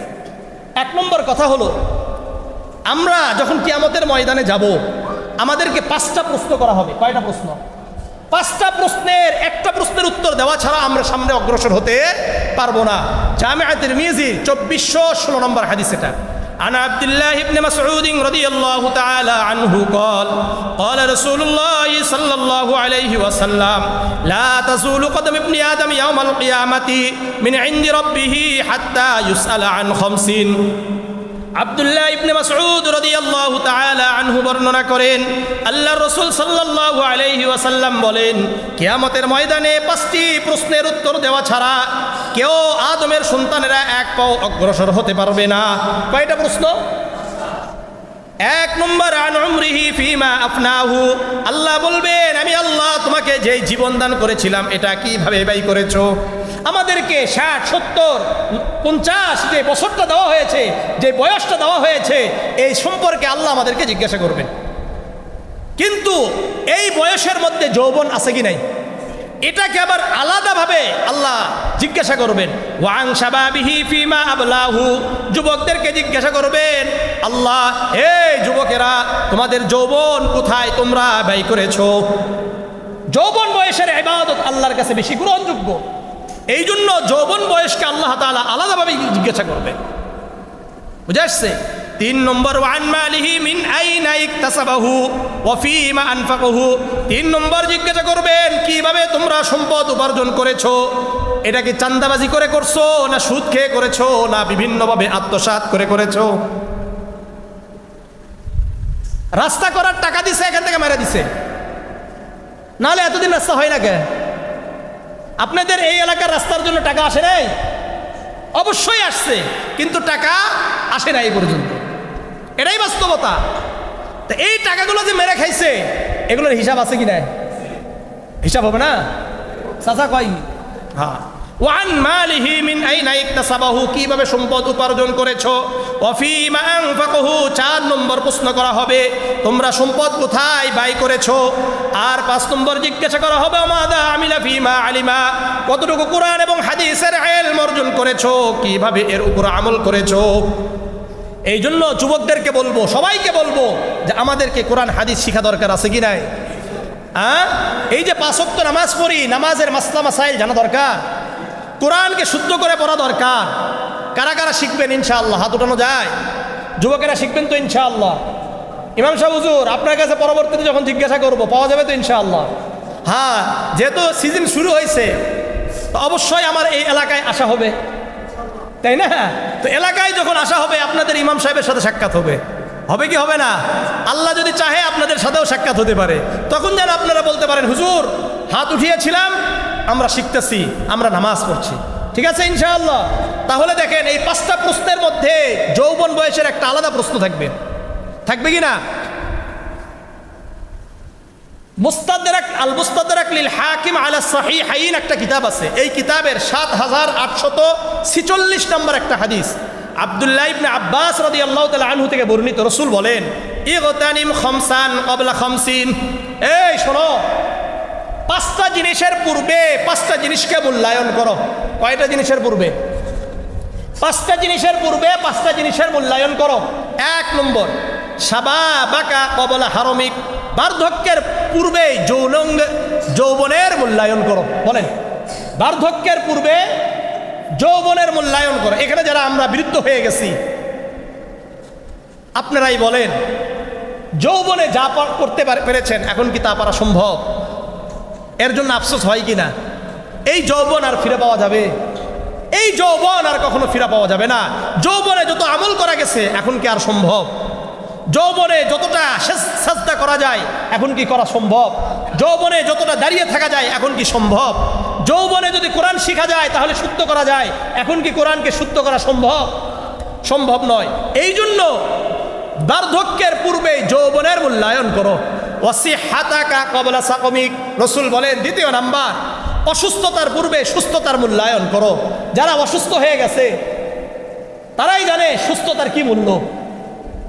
এই জন্য আলহামদুলিল্লাহ আল্লাহ সুস্থ রাখছেন। এখন আমি আপনি মসজিদে আসতে পারবো, হেঁটে আসতে পারবো। যদি অসুস্থ হয়ে যাই চাইলেই কি আর আসতে পারবো? চাইলেই কি আর আসা যাবে? আর আসা যাবে না। এই জন্য সুস্থ আছি মসজিদে আসি, ফজরে মসজিদে আসি। আসবেন ইনশাআল্লাহ? হ্যাঁ, ফজরে মসজিদে আসা দরকার। মান সাল্লা সুবহা ফি জামাআতিন ফাকান্নামা সাল্লাল লাইলা কুল্লাহু, হাদিস স্পষ্ট সহিহ মুসলিমের 1377 নম্বর হাদিস। উসমান ইবনে আফফান রাদিয়াল্লাহু তাআলা আনহু থেকে বর্ণিত, রাসূল বলেন মান সাল্লাল ইশা ফি জামাআতিন ফাকান্নামা কামা নিসফাল লাইল, যে ব্যক্তি ইশার নামাজ জামাতে পড়েছে সে ব্যক্তি অর্ধরাত্রি ইবাদতের সওয়াব পেয়ে গেল। ওমান সাল্লা সুবহা ফি জামাআতিন ফাকান্নামা সাল্লাল লাইলা কুল্লাহু, আর যে ব্যক্তি ফজরের নামাজ জামাতে পড়লো সে যেন সারা রাত ইবাদত করে সওয়াব পেয়ে গেল। তাহলে ফজর আসবেন কারা কারা ইনশাআল্লাহ? আসবেন তো ইনশাআল্লাহ? সবাই আসবেন, আল্লাহ কবুল করেন। হ্যাঁ, এই জন্য সুস্থ রাখছেন মসজিদে আসি, সুস্থ আছি ভালো ভালো কাজ করি। 3 নম্বর ওয়াগিনা একা ক্বাবলা ফাকরিক, দরিদ্রতার পূর্বে সম্পদশালী থাকা অবস্থায় মূল্যায়ন করেন। আজকে আলহামদুলিল্লাহ আল্লাহ সম্পদ দিয়েছেন, এক সময় আপনার এই সম্পদ শেষ হয়ে যেতে পারে, হইতে পারে কি না? যখন সম্পদ পেয়েছেন আল্লাহর রাস্তায় দান করেন, ভালো ভালো কাজে দান করেন, কল্যাণকর কাজে দান করেন। সম্পদ না থাকলে আর করা যাবে? করা যাবে না। অনেকের সম্পদ থাকে হজ করে না, পরবর্তীতে আফসোস করে। অনেক আছে সম্পদ ছিল, যৌবন বয়সে সম্পদ ছিল, কি করে নাই? হজ করে নাই। পরবর্তীতে ছেলেদের হাতে চলে গেছে আর ছেলে তাকে হজ করাই দেয়। এরকম আছে কি নাই? আছে। কেন? আপনার সম্পদ থাকা অবস্থায় আপনি হজ করে আসেন। ওয়াসিহাত ওয়াগিনাকা ক্বাবলা ফাকরিক। 4 নম্বর ফারাগাকা ক্বাবলা শুগুলিক, অবসর অবস্থায় অর্থাৎ ব্যস্ত হওয়ার পূর্বে অবসর সময়ের মূল্যায়ন করা। আমরা অনেক সময় এখন কি আছি? অবসর রয়েছি। এই যে যুবকদেরকে বলি, এখন যতটা ইবাদত করতে পারবা, যখন চাকরিরত অবস্থা হয়ে যাবে তখন কি এতটা অবসর থাকবে? থাকবে না। অবসর অবস্থায় মূল্যায়ন করা উচিত। আর 5 নম্বর ওয়া হায়াতাকা ক্বাবলা মাউতিক, মৃত্যুর পূর্বে জীবনের মূল্যায়ন করো। মৃত্যু হলে আর কোনো কাজে লাগবে? কোনো কাজে লাগবে? কোনো কাজে লাগবে না। কবরে কি নামাজ চলবে? জিকির চলবে? কবরে নামাজ নাই, রোজা নাই, হজ নাই, যাকাত নাই, কোরআন তেলাওয়াত নাই, ভালো কাজ নাই, কোনো কিছু করা যাবে? যাবে না। এই জন্য মৃত্যুর পূর্বেই আমাদেরকে করা দরকার। 7 শ্রেণীকে আল্লাহ তাআলা নিজের ছায়া তলে ছায়া দান করবেন। কয় শ্রেণী? 7 শ্রেণী। সহিহ বুখারীর 660 নম্বর হাদিস। عن أبي هريرة رضي الله تعالى عنه قال قال رسول الله صلى الله عليه وسلم 7 يظلهم الله في ظله يوم لا ظل إلا ظله।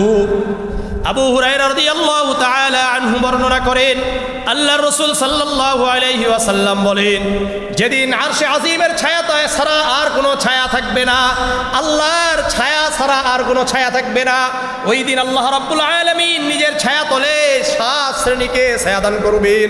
কয় শ্রেণী? 7 শ্রেণী। 1 নম্বর আল ইমামুল আদিল। বলেন আল ইমামুল আদিল, ন্যায়পরায়ণ বাদশাহ, ন্যায়পরায়ণ শাসক, যে শাসন কার্য পরিচালনা করবেন ন্যায়ভাবে। 2 নম্বর ওয়াশাবুন নাশা ফি ইবাদাতি রাব্বিহি আযজা ওয়া জাল্লা, যেই যুবক যৌবন বয়সে আল্লাহর ইবাদত করে। যৌবন বয়সে কার ইবাদত? আল্লাহর ইবাদত। 3 নম্বর ওয়ারাজুলুন কলবুহু মুআল্লাকুন ফিল মাসাজিদ, যাদের অন্তর সর্বদা মসজিদের সাথে ঝুলন্ত থাকে। অর্থাৎ ফজরের নামাজ পড়ে বাসায় গেছে, অন্তর বলে কখন আবার মসজিদ যাব, কখন আবার মসজিদ যাব, কখন আবার মসজিদ যাব। জোহরের নামাজ শেষ, জোহরের নামাজের পরে আবার কখন আসর আসবে, কখন আসর আসবে, আসর শেষ, মাগরিব নাই, মাগরিব শেষ, এশা চলে গেলে আবার ফজরে মসজিদে আসার জন্য কি থাকবে? অস্থির থাকবে। এই ব্যক্তি সম্পর্কে আল্লাহ রাসূল বলেন, এই ব্যক্তিকে আল্লাহ তাআলা কিয়ামতের ময়দানে তার ছায়াতে ছায়াদান করবেন। 4 নম্বর ওয়ারাজুলানি তাহাব্বা ফিল্লাহি ইজতামা আলাইহি, যারা আল্লাহর জন্য একত্রিত হয়, আল্লাহর জন্যই পৃথক হয়ে যায়। আমরা এখানে কার জন্য আসছি? পৃথক হব কার জন্য? আল্লাহ। 5 নম্বর ওয়ারাজুলুন তালাবাতহু ইমরাতুন যাতু মানসাবিন ওয়া জামালিন ফাকালা ইন্নী আখাফুল্লাহ, একজন সুন্দরী নারী একজন পুরুষকে বলল, আসো ফুর্তি করি। আসো কি করি? ফুর্তি করি, চলো ঘুরি, মেসেজিং করি, চ্যাটিং করি। এখন এই যুবক অথবা একজন যুবতী বলল, ইন্নী আখাফুল্লাহ, না না, এটা তো জিনা, আমি আল্লাহকে ভয় করি। কাকে ভয় করি? আল্লাহকে ভয় করি।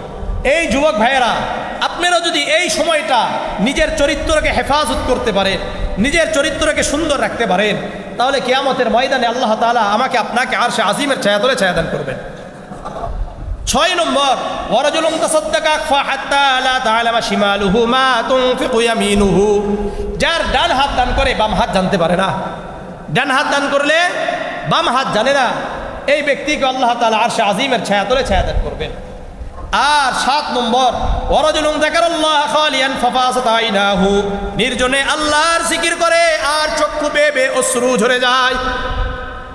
সুবহানাল্লাহ, আলহামদুলিল্লাহ, লা ইলাহা ইল্লাল্লাহ, আল্লাহু আকবার, এইভাবে যখন জিকির করে আর চক্ষু দিয়ে অশ্রু ঝরে যায়, এই ব্যক্তিকে আল্লাহ রাব্বুল আলামিন আরশে আজিমের ছায়াতলে ছায়াদান করবেন।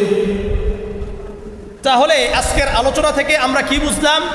আমাদের জীবন পরিবর্তন করতে হবে, আমাদের পারিবারিক জীবন পরিবর্তন করতে হবে, আমাদের ব্যক্তিগত জীবন পরিবর্তন করতে হবে, আমাদের চরিত্র সুন্দর করতে হবে, আমাদের সব জায়গাতে সত্য কথা বলতে হবে, মিথ্যা বলা যাবে না, ওয়াদা করলে ওয়াদা পূর্ণ করতে হবে, আমানত রাখলে আমানতের খেয়ানত করা যাবে না, চরিত্র উত্তম করতে হবে, পরনিন্দা চর্চা করা যাবে, পরনিন্দা চর্চা করা যাবে না। যৌবন বয়সে কার ইবাদত করতে হবে?